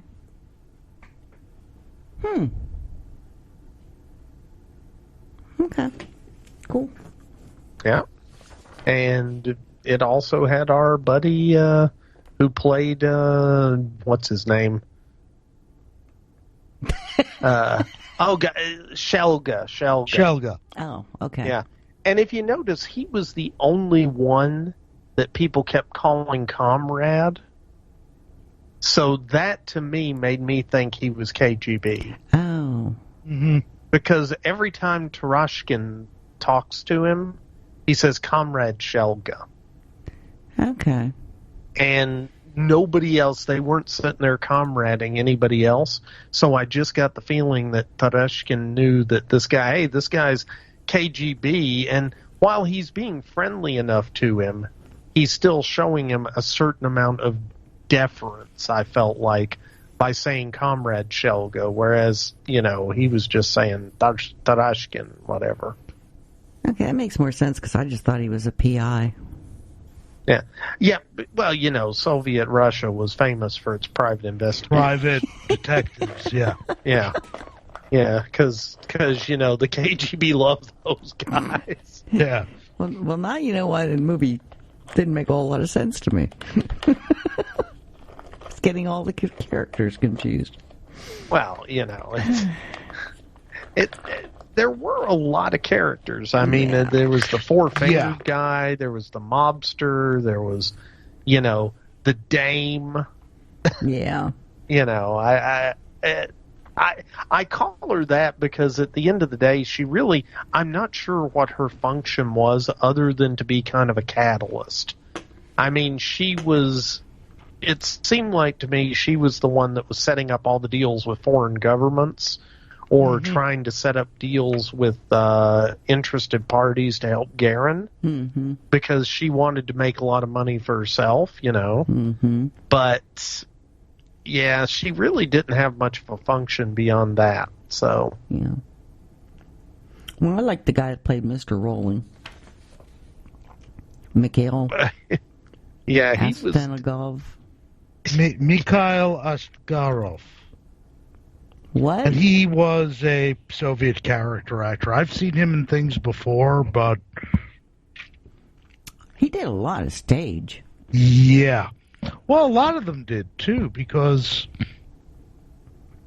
unlike in the United States where there was sort of, at least by the time you get to the 40s and the 50s, this clear sort of separation between, the stage and, Hollywood. In the Soviet case, maybe because there weren't as many films being made at a particular time, most of these actors were doing stage work almost simultaneously with film work constantly. Okay. Because he did Hamlet and Cyrano de Bergerac and all kind of stuff. He won all kind of awards that I don't understand what they are. Well, the best award he won was that they didn't send him to a gulag, so good job. He won the State Stalin's Prize 3 times for his roles in Soviet war dramas. He's good. So is there anything else you guys want to add before we roll into the synopsis? No, I think we're good. Okay. My hyperboloids are aching, so we need to move on. Take it away, So, Nick. Well, so we got the Hyperboloid of Engineer Garin, which, by the way, I keep wanting to say Dr. Garin. Mm-hmm. You know, but that's okay. But he wasn't a doctor. He was an engineer. And honestly, I'm not sure that he was really that much of an engineer. He was just a very, very talented con man, seemed to be more what he was. Yeah. But the film opens up, and you got these two guys in a rowboat. And I was like, okay, this is not what I expected. But then again, I didn't know what to expect. So the two guys in a rowboat row out to this little island, and this one other guy kind of observes them. Well, the one other guy that kind of observed them is actually this fella. His name is Tarashkin, and I guess he's kind of the captain of one of the competitive rowing clubs. Yeah, that's cool. I didn't realize they had those. Yeah, well, apparently they were quite popular, and I mean, at one point we see like a whole slew of competitive rowing boats just hauling down the river there in Leningrad. And now that I'm thinking about the whole KGB connection, I wonder what rowing club it is. Most institutions in the Soviet Union, be it the railways, the secret police, the army, had their own sports clubs, which usually included multiple sports: rowing, basketball, football. So it wasn't like we do with like colleges and stuff. No.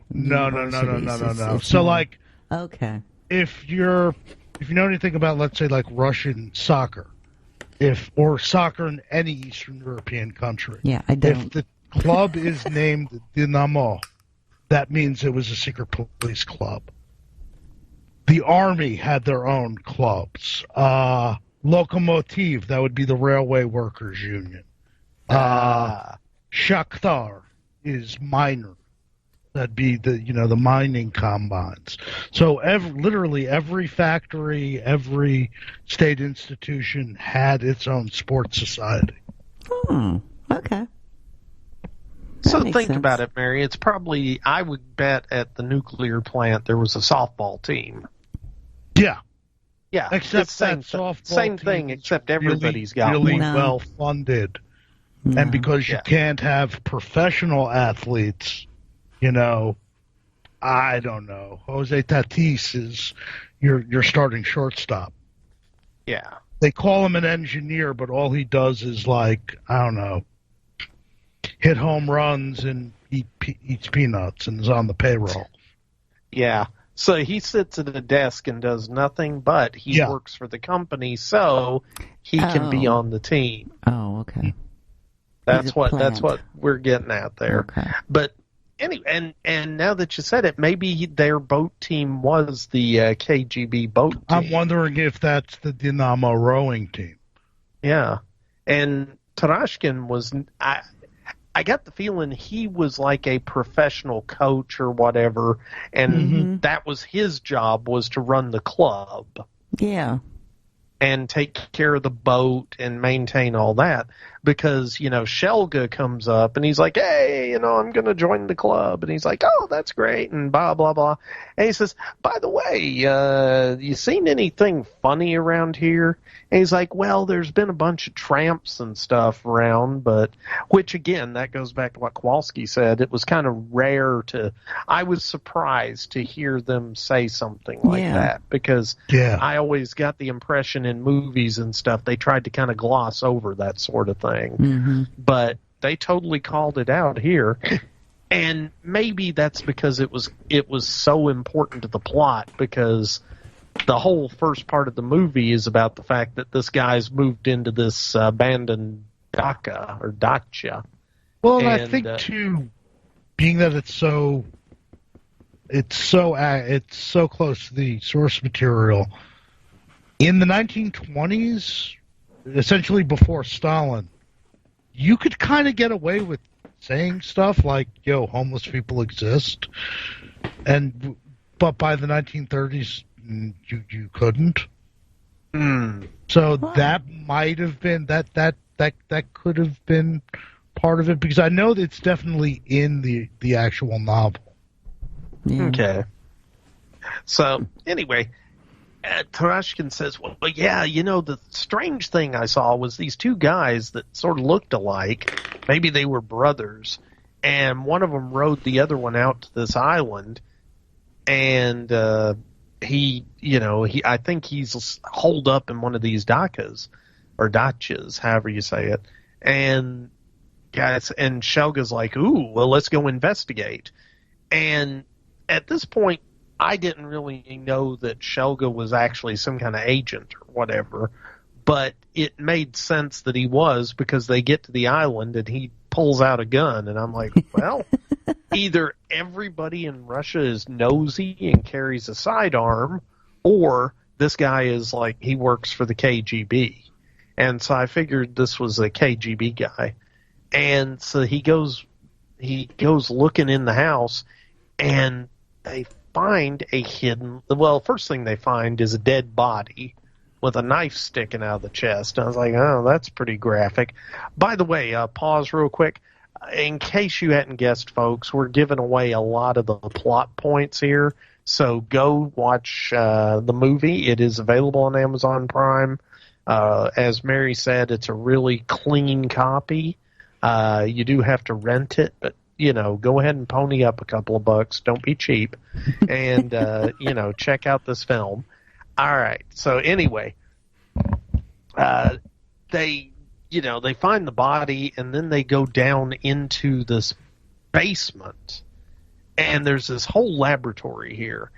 And okay, this is the part where Tarashkin really, just showed himself to be kind of an idiot, because you're in a lab down in some dude's basement, and you see some weird little tiny pyramid cone things. So what's the first thing you're going to do to one? Well, I just set it on fire to see what happens. That's brilliant. I mean, absolutely brilliant. And, the thing went up like a flare. I mean, it was, and he was pretty sure it was going to blow up there for a second, but it didn't. So what's the next thing he does? There's a beaker there, and he takes some of the stuff out of the beaker, puts it on his finger, and tastes it. And I'm just like, what kind of idiot goes into a lab and just starts tasting stuff? I mean, my God. I think the Darwin Awards were on vacation that week in Russia, but anyway, despite Tarashkin's best efforts to get them killed, they are not killed, and it turns out that Shelga is actually investigating this guy who they think they found the body of upstairs, who's named Garin, and he's this engineer. And apparently he has what they refer to as the apparatus. And his apparatus could change the balance of power in the world. So, needless to say, Shelga is quite interested in finding it. And so, I don't know what tip-off or whatever that Shelga had that Garin might be, hiding out in one of these houses around here. But whatever the case, he had found the house, but he found the body too. And so he's like, well, I guess he's dead, but we still need to track down the apparatus and, see if we can find that. So now at this point, there's another guy who's kind of Garin's partner who's sending telegrams. And this is where it gets murky to me. Yeah. It's like, okay, who's telegramming who? I mean, I guess it was Rollins, the capitalist, who wants to buy the death ray, and he wants to buy the hyperboloid ray gun because he wants to use it to blow up all the factories of his competitors. That was something Garin said, hey, we could totally do that. And if we do that, then that's going to make you, like, super, super rich. I mean, you're already rich, but you'll corner the chemical market. So it's like, hey, that's a good idea. And so Garin, it turns out Garin's alive, by the way. Just want to drop that little bomb on everybody, because apparently cloning was totally a thing back in 1925 Russia, and somehow or other cloning. Yeah, somehow we lost that technology. I don't know. It, somebody put it in a trunk and buried it or something. But whatever the case, we can't just make twins everywhere the way Garin could. Yeah, he was good. But I will also say it's very wasteful to throw away your clones the way he did, because he was just letting them get killed everywhere. But I digress. So Garin needs to go back to his lab because he's actually got his hyperboloid prototype is hidden down in the lab. And so he goes back to the island. Shelga is there, tracking him, and he ends up Garin's hiding out in the sub basement, and he hears Shelga coming in, so he gets out, sneaks upstairs. Shelga, and I'm getting confused now, goes down into the basement, and Garin locks him in. And this was the funniest part to me. So Shelga's locked in the laboratory, and the way Garin locked him in was he just piled a bunch of stuff on top of the trapdoor. No. Yeah, but when Shelga's waiting for the rest of, I guess, the KGB agents that are coming to let him out, he's sitting there kind of pushing up casually on the door, smoking a cigarette. Mm-hmm. Can I just say that is one cool customer. If you're just like, yeah, I'm trapped in a basement laboratory, but, no time to not have a good Marlboro or whatever the Russian equivalent of a Marlboro was. He's Bond. James Bond. What was it? He's Bond. James Bond. Well, I guess no, he's Shelga, Comrade Shelga, but that's beside the point. Yeah, I love the fact that he was just smoking. But anyway, Garin gets in a gunfight with the Four-Fingered Man, who was one of many people following him, and the Four-Fingered Man worked for... Oh, God, now I'm getting dizzy, and I can't remember the names of everybody, to say the least. I mean, I'm doing a good job to remember Shelga and Garin. I know. But he gets in a fight with guys that are working for Mr. Rawling, but they're actually working for, what's her name? Zoya. Because she's kind of the criminal mastermind go-between who facilitates all the criminal activities in the area. And so all these guys having a gunfight, and at one point Garin's gun actually runs out of bullets right when he's about to shoot the guy who's only referred to as the Four-Fingered Man. But his gun runs out of bullets, so he does the classic thing of just turning around and running, but he actually throws his gun away. Mm-hmm. Okay, has no one ever heard of the idea of reloading a gun? I mean, seriously, you don't just throw them away and get another gun that's full of bullets. They're not Pez dispensers. You just put more bullets in the gun. But anyway, so he runs off, and I think this is the point where I got a little confused, but I think at this point they've headed over to France. Yeah. And who has the apparatus at this point? Garin does. I thought he left it on the stairs, or dropped it on the stairs. Maybe he did. In his briefcase or something. Yeah. Oh, God, I didn't take enough notes. So he doesn't have it anymore. I thought, the Four-Fingered guy got it. Yeah, I think the Four-Fingered guy got it, and then Garin had to go to his place and steal it back, and I think he ends up there with, I think, Zoya. Yeah. And I think this is in France at this point. They're in... Yeah, they're in Paris. Yeah. And it's just after the nightclub scene. And the thing is that Garin... these thugs are coming to kill Garin. Or, no, is it thugs coming to kill him, or is it the KGB? No, it's the KGB, I think, coming to get him. But whatever the case, there's like 8 or 9 guys that are getting ready to bust in on him, and Shelga's there, but he's kind of hanging back. Those are the French gangsters. Oh, those were the French gangsters. Okay, yes. See, I was so confused about who was that's who. That's when our dear Zoya changes sides.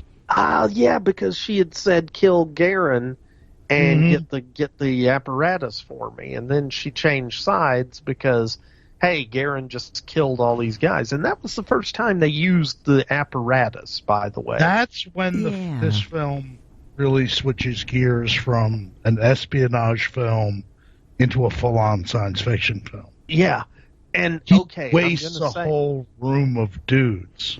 Yeah, and I love how they did it too, because he just for special effects they just wired the whole wall of the set to just burn up with like phosphorus or something, and so he shoots the beam across the wall, and I'm guessing on the other side of the wall there's a bunch of people that have been cut in half. Yeah. Because there were like 8 or 9 guys out there, and he just swept that beam left to right and then spun around and shot it out the window at some of the other guys. I mean, he was very indiscriminate with his laser beam. Where was the whole scene in Siberia with the... Now, that's coming later. Yeah, that's in a bit. Oh, okay. That's a bit later, because what was happening was, I believe Garin had told... It all comes out, and I'm not sure at what point it comes out, but it comes out that Garin had been working with Manstev, and Manstev is the one who actually invented the hyperboloid ray or whatever. Mm-hmm. But Garin was the one that was smart enough to figure out what to do with it, and he took it, and he said, okay, Manstev, you go hide in Siberia or whatever, and I'll come get you. And Manstev kept all of his notes and stuff on how to make it, because that's the thing. Garin had the prototype. He had like this little suitcase version of it. Yeah. But he really didn't have the skills to duplicate this. Yeah, he can't produce it himself. Okay. Right. Okay. And so what he wants is he wants to get Manstev's notes so that he can basically recreate a giant version of this. Because the small one's pretty awesome. I mean, I think at one point he's up in the hills and he uses the small one to blow up a factory. Yep. But the big one, that's where the money is, because that's when you can dig down to the olive oil layer or whatever and get all the gold out of the Olive Garden. Because, gentle listeners, I don't know if you know this, but apparently the Olive Garden is full of gold and mercury and other precious metals. So just bear that in mind next time you're having that bottomless salad. Be careful what's really at the bottom of the bottomless salad. I've digressed. I thought the big one was the one that blew up ships, but the medium one was the one that did the gold. Okay, you're paying more attention than I was to which one was doing what. But I'll be honest there, Mary. It's just, it's the apparatus is doing this. Okay. And the big one's doing whatever the big one does, and the small one's doing what the small one does. But anyway, so we're in Paris. Yeah, and he had... so he... Oh, God help us. I'm trying... It's complicated because there's all this double crossing going on, and Mr. Rowling is still trying to deal with Garin, and because he wants him to blow up factories, and he did blow up one. Well, I think at this point, wasn't he going to double cross Garin initially? Well, but now it's like, all right, we can do a deal, but on my terms. I'll blow up your factories, but I need your gangsters. I need your dirigible. Yeah. I need your boots. I need your boots, your clothes, your motorcycle. Yeah. Nice Terminator 2 reference for the prize earlier. Gotta go full. Yeah. But that's the thing. No, lacks the scientific knowledge to duplicate the apparatus. Right. He also lacks capital. Yeah. He needs the money to build the apparatus. Yeah. That's what Rowling was for. He was the money man. Yeah. And somehow or other, okay, so he goes to Siberia and manages to steal the notebook, the notes from Manstev. But, okay, wait, because I'm missing one of the important parts, which is, I think Manstev has been trying to communicate with Garin and trying to set up all these meetings, and he can't get through to him by telegraph. So what do you do when you can't get through to somebody by telegraph, Mary? You know, you can't reach them by telegraph. I guess telephone's out. You know, there's not. You know, you don't want to send them a letter in the mail. What would you do? Send a pigeon. Send a pigeon. That's one way to do it. That's probably the practical way. That would be what I would do is I would find an orphan boy and write my message on his back. Straight up. That's right. I forgot about that part. Yeah, and I would just totally send this kid to run around Leningrad looking for Garin. Yeah. And you know, it just so happens that this kid's getting beat up by the bigger kids, and this is when our buddy, what's his name, Tarashkiv, oh God, how do you say his name?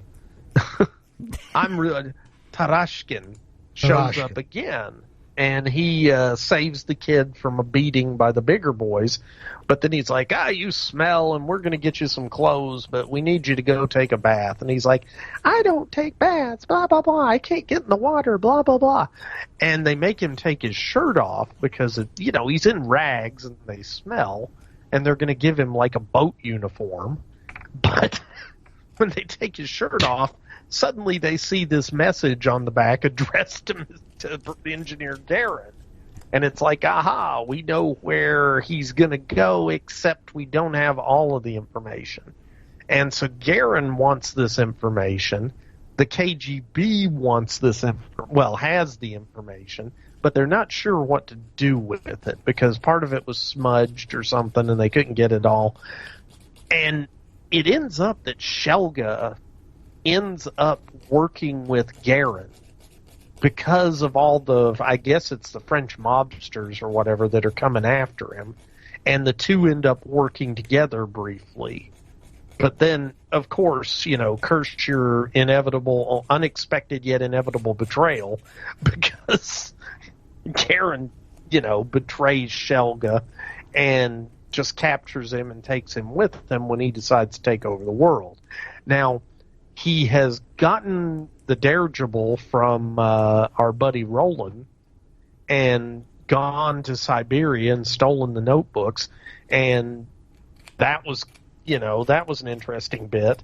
Manstev is very depressed because he doesn't have the memory of how to do this, and so basically this guy's just stolen his entire life's work, and it can never be duplicated again except by the information that Garin has. So that puts him in a really good position to launch his plan to take over the world, essentially. And he's going to establish himself as king of the world. And the first thing you want to do, if you're going to be king of the world, is you get yourself a ship. And the ship's called the Arizona for some reason, which I thought was weird. Yeah. But whatever. He got a ship, the Arizona, and he's mounted a little hyperboloid on it. And he heads out to the Pacific and finds an island. And this island is situated somewhere where I think it was the Olive Garden layer was less than 5 kilometers from the surface at this point. So it was easier for him to find all the gold if he dug there, using his big hyperboloid that he built. So he builds his island fortress. He's mining all the gold. There's a great scene where he's out running around, I guess from country to country, throwing gold at people or whatever. And you have all these people with signs. It's like he's a rock star showing up. And the signs just say Garin and gold. Mm-hmm. Gold. That's it. So, and I was watching that bit, and I was like, wow, this is definitely from Soviet-era Russia. But anyway, while Garin while Garin is off the island, Shelga is there, and Garin has actually kidnapped the little boy that had the note on his back, too. And so he's like, okay, Shelga, are you going to work with me? And he's like, no, I'm not, because I'm a good KGB agent, and I'm not going to give in to your capitalist / fascist / Bond villain-esque scheme to take over the world. So my principles stand firm. Yeah, it's weird. I mean, there's that part later which I mentioned, about destroying cumbersome capitalism. But it's actually in this scene where you get the sense that Garin's something a little bit different, because he even says straight out, you want to change the world. I want to change the world too, but we have to do it my way. Yeah. And that way is, it's clearly not the socialist path, but it's also not, the Western capitalist path either. No, he's going more of the, as you called it, and I think that was a good call. I hadn't thought about it, but yeah, it's much more the straight up just fascist, I'm going to be the dictator, and everybody is going to be better off under my benevolent rule. Everyone's going to get gold and love me, and if not, I have a death ray and I'll genocide you. Yeah. So, see, it's the classic stick or the carrot, only only it's gold or the death ray. Mm-hmm. So anyway, while he's out on his world tour being cheered, Shelga and the kid try to take over the big, death ray. And so he sends the kid to climb up the tower because the kid is spry and he can climb up the outside. And Shelga's there, and he's managed to steal a gun, and he's fighting off the henchmen as the boy climbs up the ladder. Well, Zoya is on the ship. Oh, wait, I've skipped over a part. The world powers send like 6 battleships to Garin's island to, basically they're going to drop enough bombs on the island, or shell it enough, to basically just completely destroy the entire island. So what does Garin do? He just gets up in his Hyperboloid and zaps all the ships and blows them up. And that's a pretty cool scene, too, because you kind of see the ships out in the distance. And before they can even get within range to use their guns. And bear in mind, a battleship can hurl a shell something like 17 miles. So we're talking, these ships are getting close to the island, but they can't get close enough, and he just blows every one of them up. Guns of the Navarone style, I guess. So, anyway, the kid's gone up into the large Hyperboloid, and he sent the elevator down. But at that point, they know that somebody's trying to take over the Hyperboloid, and Zoya gets on the little Hyperboloid on the boat and starts zapping at the Hyperboloid on the island. And the kid gets the Hyperboloid and tries zapping back. And, yeah, it doesn't end well. So, and by the way, folks, as I said, go rent the movie and watch it, because spoilers, they pretty much trash the island with the Hyperboloid on the boat. And the kid gets killed, and Shelga goes up into the tower where the big Hyperboloid is, and he's just, I think the last time we see him, he's crying over the fate of this kid. So it's kind of sad there, but it's a good ending. But everybody dies but one. It's happy ending. A good happy ending. Yeah, no, and the thing is that Garin, at the end of the day, he had won. Yeah. Okay? Yeah. He had won. He had destroyed the big Hyperboloid. He had the knowledge of how to build the next Hyperboloid. He had all the gold. He had his small Hyperboloid. All he had to do was go back to his island and rebuild.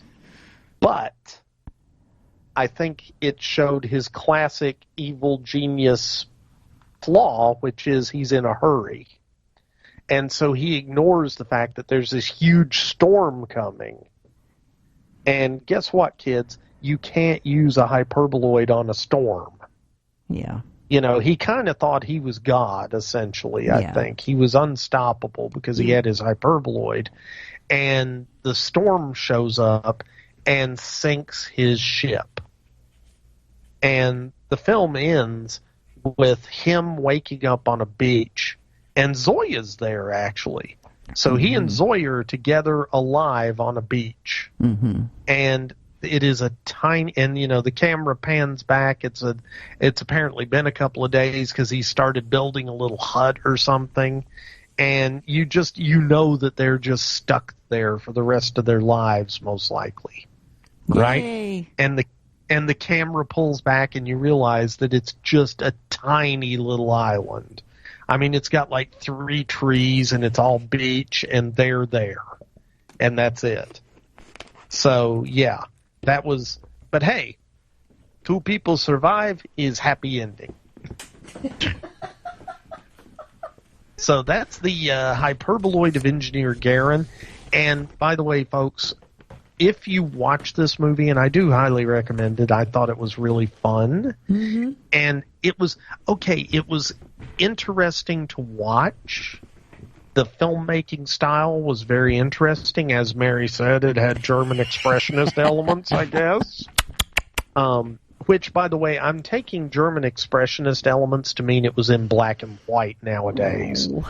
Because every time we see a movie in black and white, Mary goes, German expressionism! No, it was the camera angles and the lighting. Yeah, well, they used a camera, Mary. That's right. German expressionism! Oh. Yeah, I've got the Snapchat filter for German expressionism on my phone too. So, you know, but anyway, now it's got that. It also has that unique look. You know, okay, guys, I'm an American. I grew up watching Western media. And so I'm used to things being portrayed a certain way. Yeah. And so it's always very interesting to me to see media, especially stuff that was made during, you know, the era of the Soviets, you know, when the Soviet Union was running things over there, how their cinema portrays things. Mm-hmm. And it was just super interesting seeing that. And, you know, also, who can't like a movie with a death ray? I know. You know, I mean, it was fun. Death rays blowing up factories, blowing up boats, burning French mobsters in half. You know, it was great. I thought so. Thank you, Matt. So, yeah. Well, you're very much welcome. I'm glad that this one can get some more play.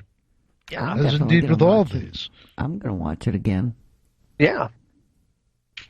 I will not say I'm going to watch it again immediately because I'm kind of petered out on it, but you know, I'll watch it again sometime I'll get soon. all the characters straight. Yeah.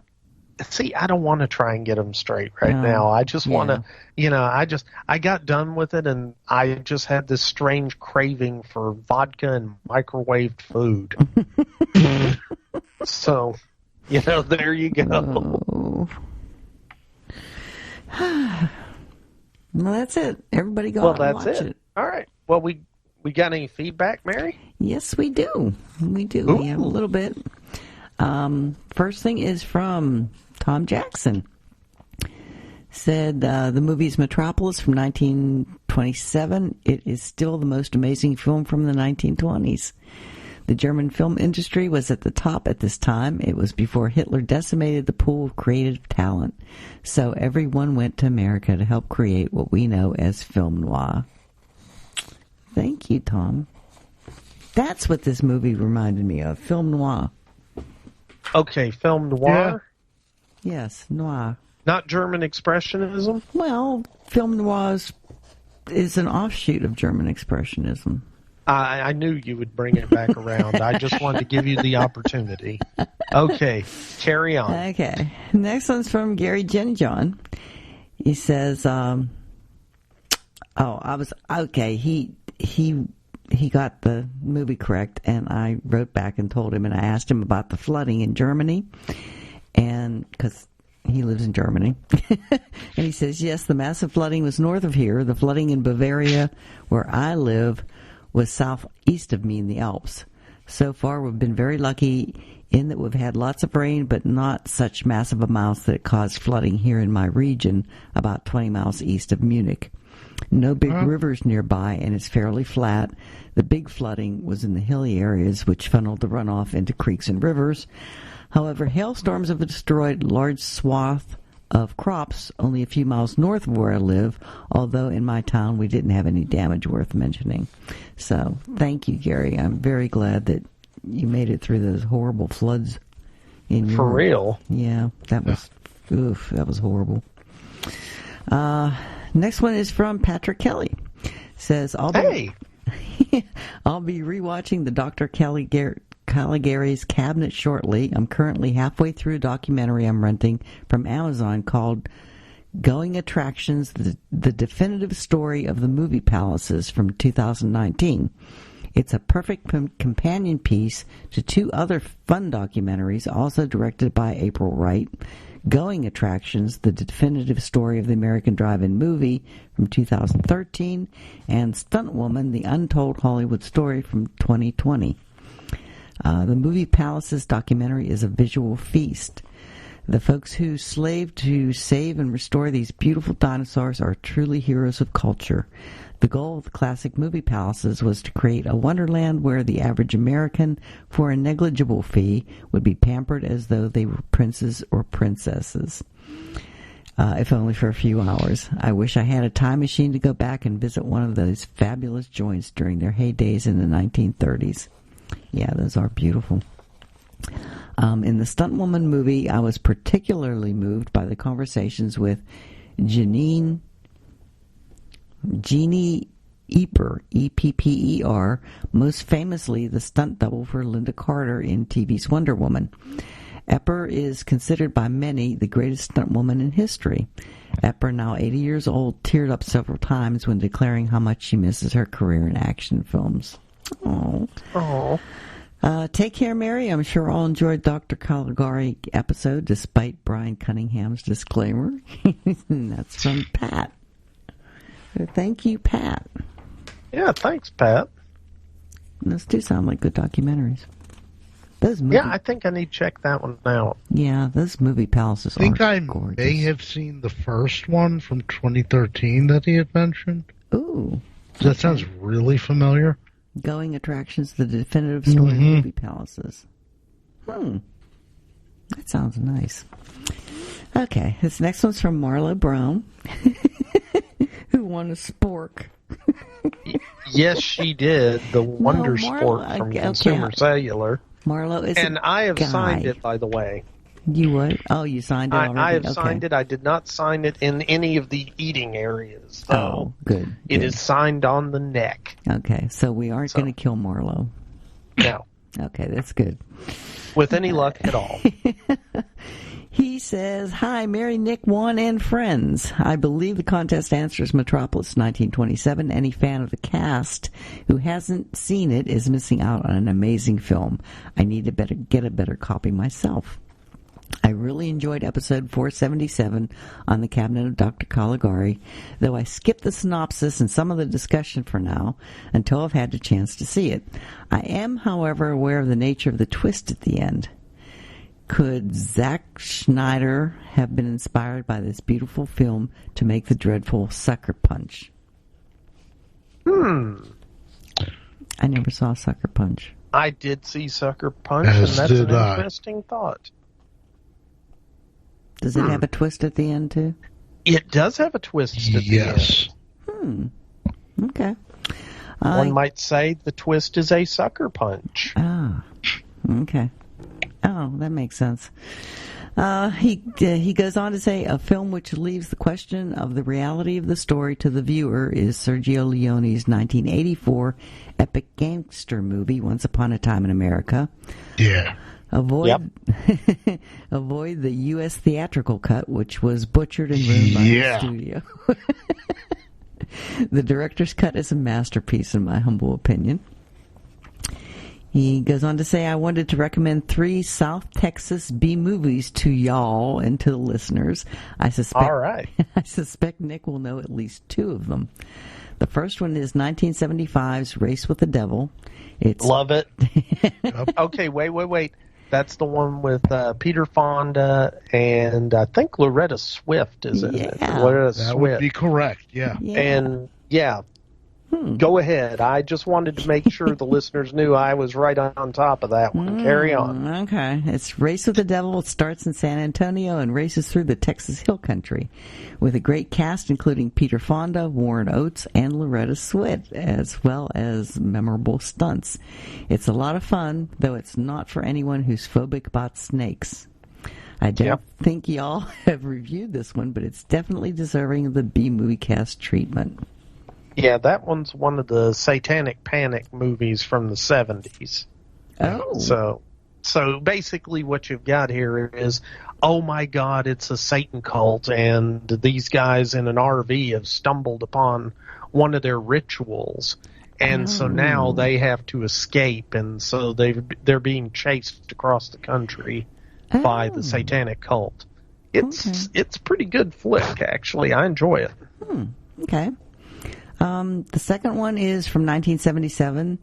There's Rolling Thunder, a revenge flick with William Devane. With the best, the best scene of a person getting their hand gnarled off by a garbage disposal in cinema history. Ooh. Yeah, I know, right? Oh, okay. And I believe that's got Tommy Lee Jones in it, if I'm not mistaken. Right. Oh, like a painfully young Tommy Lee Jones. Oh, painfully young. Back before he looked like he'd been run over by a grater. I think I've seen this. Yeah. Okay, it's from 77. It's a revenge flick with William Devane and a very young Tommy Lee Jones. Yep. It featured a marching band from the John Marshall High School in San Antonio in one scene and was filmed and set in this area. Okay. The third one is from 1980. We have Battle Creek Brawl, a.k.a. the Big Brawl. Wait. That is Jackie Chan. And, okay, I love Battle Creek Brawl. Yeah. That is Jackie Chan, and he's basically a bunch of mobsters see him fighting and try to make him fight in a bare-knuckle brawl contest. And it's also got Mako in it. Wow. So, what? So, yeah. Wow. Yep. Okay. It's a really fun flick, and this was one of those that, okay, Jackie Chan made a couple of stabs in the early 80s at making inroads into American movie success. And Battle Creek Brawl and actually his role in Cannonball Run were both supposed to really introduce him to American audiences so he could be the next big martial arts thing. Well, neither of those, he didn't really get noticed in Cannonball Run because the movie's a lot of fun, but it's also a mess. And it was too much of an ensemble cast, I think, for him to stand out. Yeah. But the other one was Battle Creek Brawl. It was a great movie. Loved the fight scenes in it. It just did not do well in theatrical release in the States. I think we should do this one. I've never heard of it. Oh, yeah, it's awesome. Okay. So go ahead. Now, I'm sorry, I just wanted, because he had sort of challenged, he said, I think Nick will know 2 of these. And I just want to say I knew 3, and without ever looking anything up, I was able to name somebody in all of them. That's true. Good. So there good, you go. Nick. Good.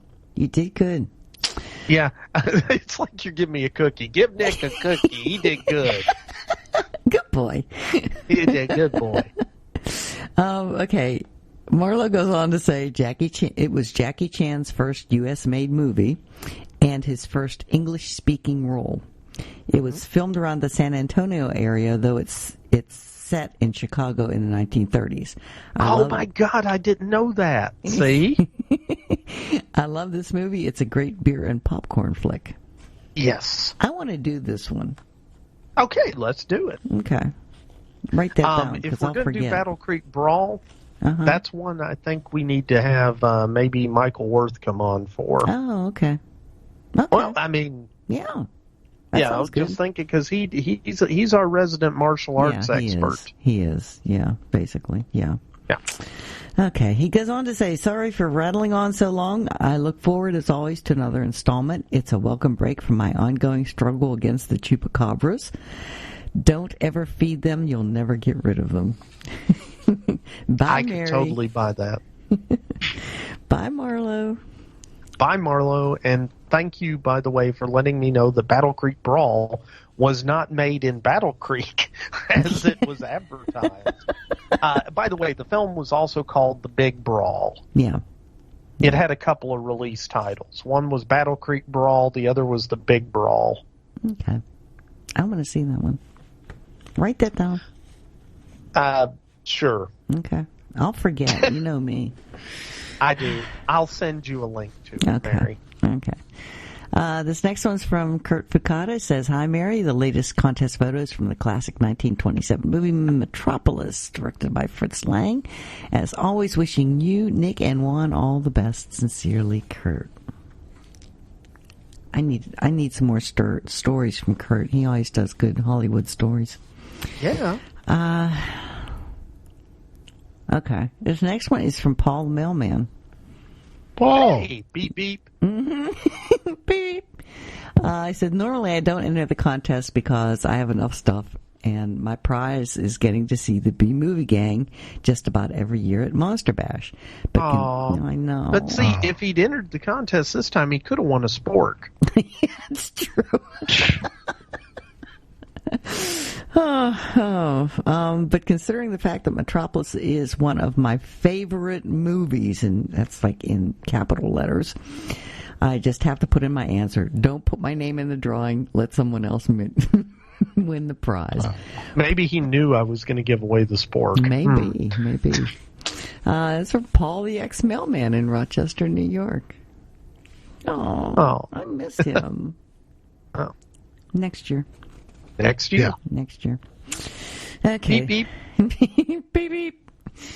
Next one. He's going to have to go out in his car and do one and just beep the horn in his car when he sends in a voicemail. He's been trying to send in voicemails, but it's not working on the 800 number, and I don't know what the problem is with that. I've had 4 voicemails on that line that were just like 1 second long. So I don't know if somebody's trying to get through and it's not working or what. I guess I'm going to have to call them. So is it just, it's not just him, it's a general problem. I don't know. If anybody out there has been trying to leave voicemails on the 800 number and they're having trouble with it, please let me know. Yeah, so definitely give them a call, Mary, because on top of everything else, you're paying for that service. I know. Yeah. I know. So, yeah, a couple of months ago, I was really annoyed because I kept getting these weird Al-Qaeda things that went on for like 10 minutes. What? It's something about they wanted you to fight against Al-Qaeda and blah, blah, blah, and please donate and all this kind of stuff. And I got like 7 or 8 of those, and finally they stopped showing up in the voicemail, so I don't know. Maybe it's because the voicemail... Mary, okay. Who is they? I don't know. I never listen to them. I just delete them. The minute Mary, it kind of goes on and says Al-Qaeda and wants money, I just delete them. I don't, Well, what if Al-Qaeda are fans? You're not respecting our fans, Mary. Oh, Nick. That's a new one. Yeah. And I think we just ticked off our NSA watch list bingo card, by the way, because now we've brought up those guys too. So excellent. I know. We've said Putin several times during this. And now we brought up Al-Qaeda. Yeah. Wait, hang on. Nuclear terrorists. Yes. Okay, now we're definitely on. Now we're there. definitely on the watch list. Okay, this last one is from Steve Turek. It says, "Hi, Mary, Nick, and whoever is joining you this week." Matt. The answer is Metropolis, 1927, one of the greatest movies ever made. I've been pondering as to what dirt Mary has on Nick. For this would explain the absence of the Xanadu episode. Okay, I'm going to say this, folks, and first off, Steve, thank you for pushing Xanadu. I appreciate it more than you realize. I don't. I really do. What's the best way to put this? We had a moment there in time where Xanadu, the episode, was really just ready to happen, and I've missed that moment, and now I feel like it's something that we need to spring on Mary as a trap at some point. So, there you go, Mary. Okay, Mary. What if I tell you that it's got German expressionism in it? Doesn't matter. Number one, I don't believe you. Okay. Fine, Number two, whatever. It has roller skates. Oh, so German expressionism is mutually exclusive from roller skating? Roller skates? With leg warmers and big hair. Okay, there weren't that many leg warmers. There was decently big hair, though, I will say that. Yeah. Okay. He goes on to say, "I loved your episode on the Cabinet of Dr. Caligari. It is also a great movie, and it should be seen by more people." Best, Steve Turek. And then he asked me to do an episode of his show, and I told him that I can't. Why? I get stressed doing these shows. So I can't. I get stressed out doing these shows, so I can't do somebody else's show and be stressed out. Wait, you're stressed out about doing this show? I know. You'd think after 20 years, well, 15 years, or how many years we've been doing this. Okay, Mary. I love doing the show, Mary, but it's just a podcast. Let's not stress out here, okay? Well, I keep waiting for the equipment to, kill me again. Or when I forget to hit the record button. That's why I hit record. But see, if it's every not time. your show, you'll go worry about that, Mary. That's true, Mary. All you have to do is pick up the phone and call. You just gotta be. That's true. You aren't recording it. That's true. Where's your dog? Oh, you want the dog to bite me? Well, I'm sorry. The dog is upstairs. Oh. Loki, bite him. Sick him. He can't hear you.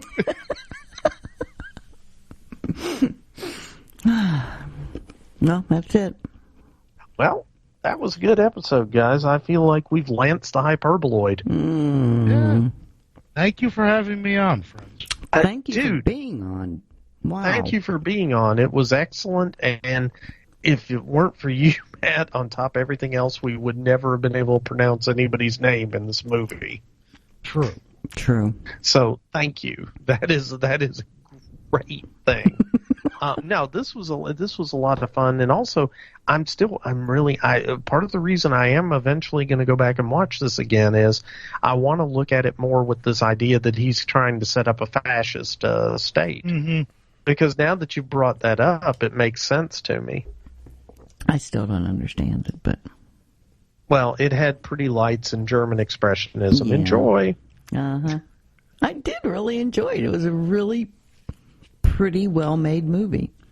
Not pretty well-made, but it was a pretty, also well-made movie. Oh, so it's not pretty well-made, but it's pretty. Pretty and well-made. Oh, okay. Yeah. So it's pretty well-made. Oh. I think it's time to leave. Yeah, do spadanya, Mary. Oh. Take care, friends. Hey, take care, you, Matt. It's great having you on, buddy. Yeah. That's it. Bye, guys. Bye, guys. Adios, Mafia. Well, they've gone. For good, John? No, just for now. It wasn't the right time for us to meet. But there'll be other nights, other stars for us to watch. I'll be back.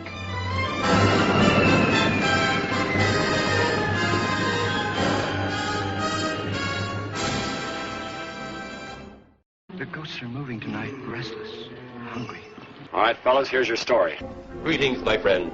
We are all interested in the future, for that is where you and I are going to spend the rest of our lives. And we cannot keep this a secret any longer. Wait, Captain. I have found evidence of intelligent beings on this planet. Look to the skies, it's the B-Movie Cookbook. Menus inspired by 15 of your favorite B-movies from the 1950s, with teenage werewolves, blobs, and enough cheese for everyone. When we return to our planet, the High Court may well sentence you to torture. But until then, we've got Ed Wood and Vincent Price. There'll be food and drink and ghosts, and perhaps even a few murders. You're all invited. So impress your friends with dinner and a movie with the B-Movie Cookbook. We've got you covered. Get your copy today at bmoviecookbook.com. That's bmoviecookbook.com. Let me see that book.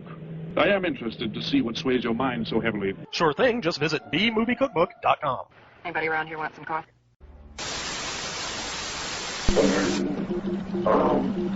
Transmission.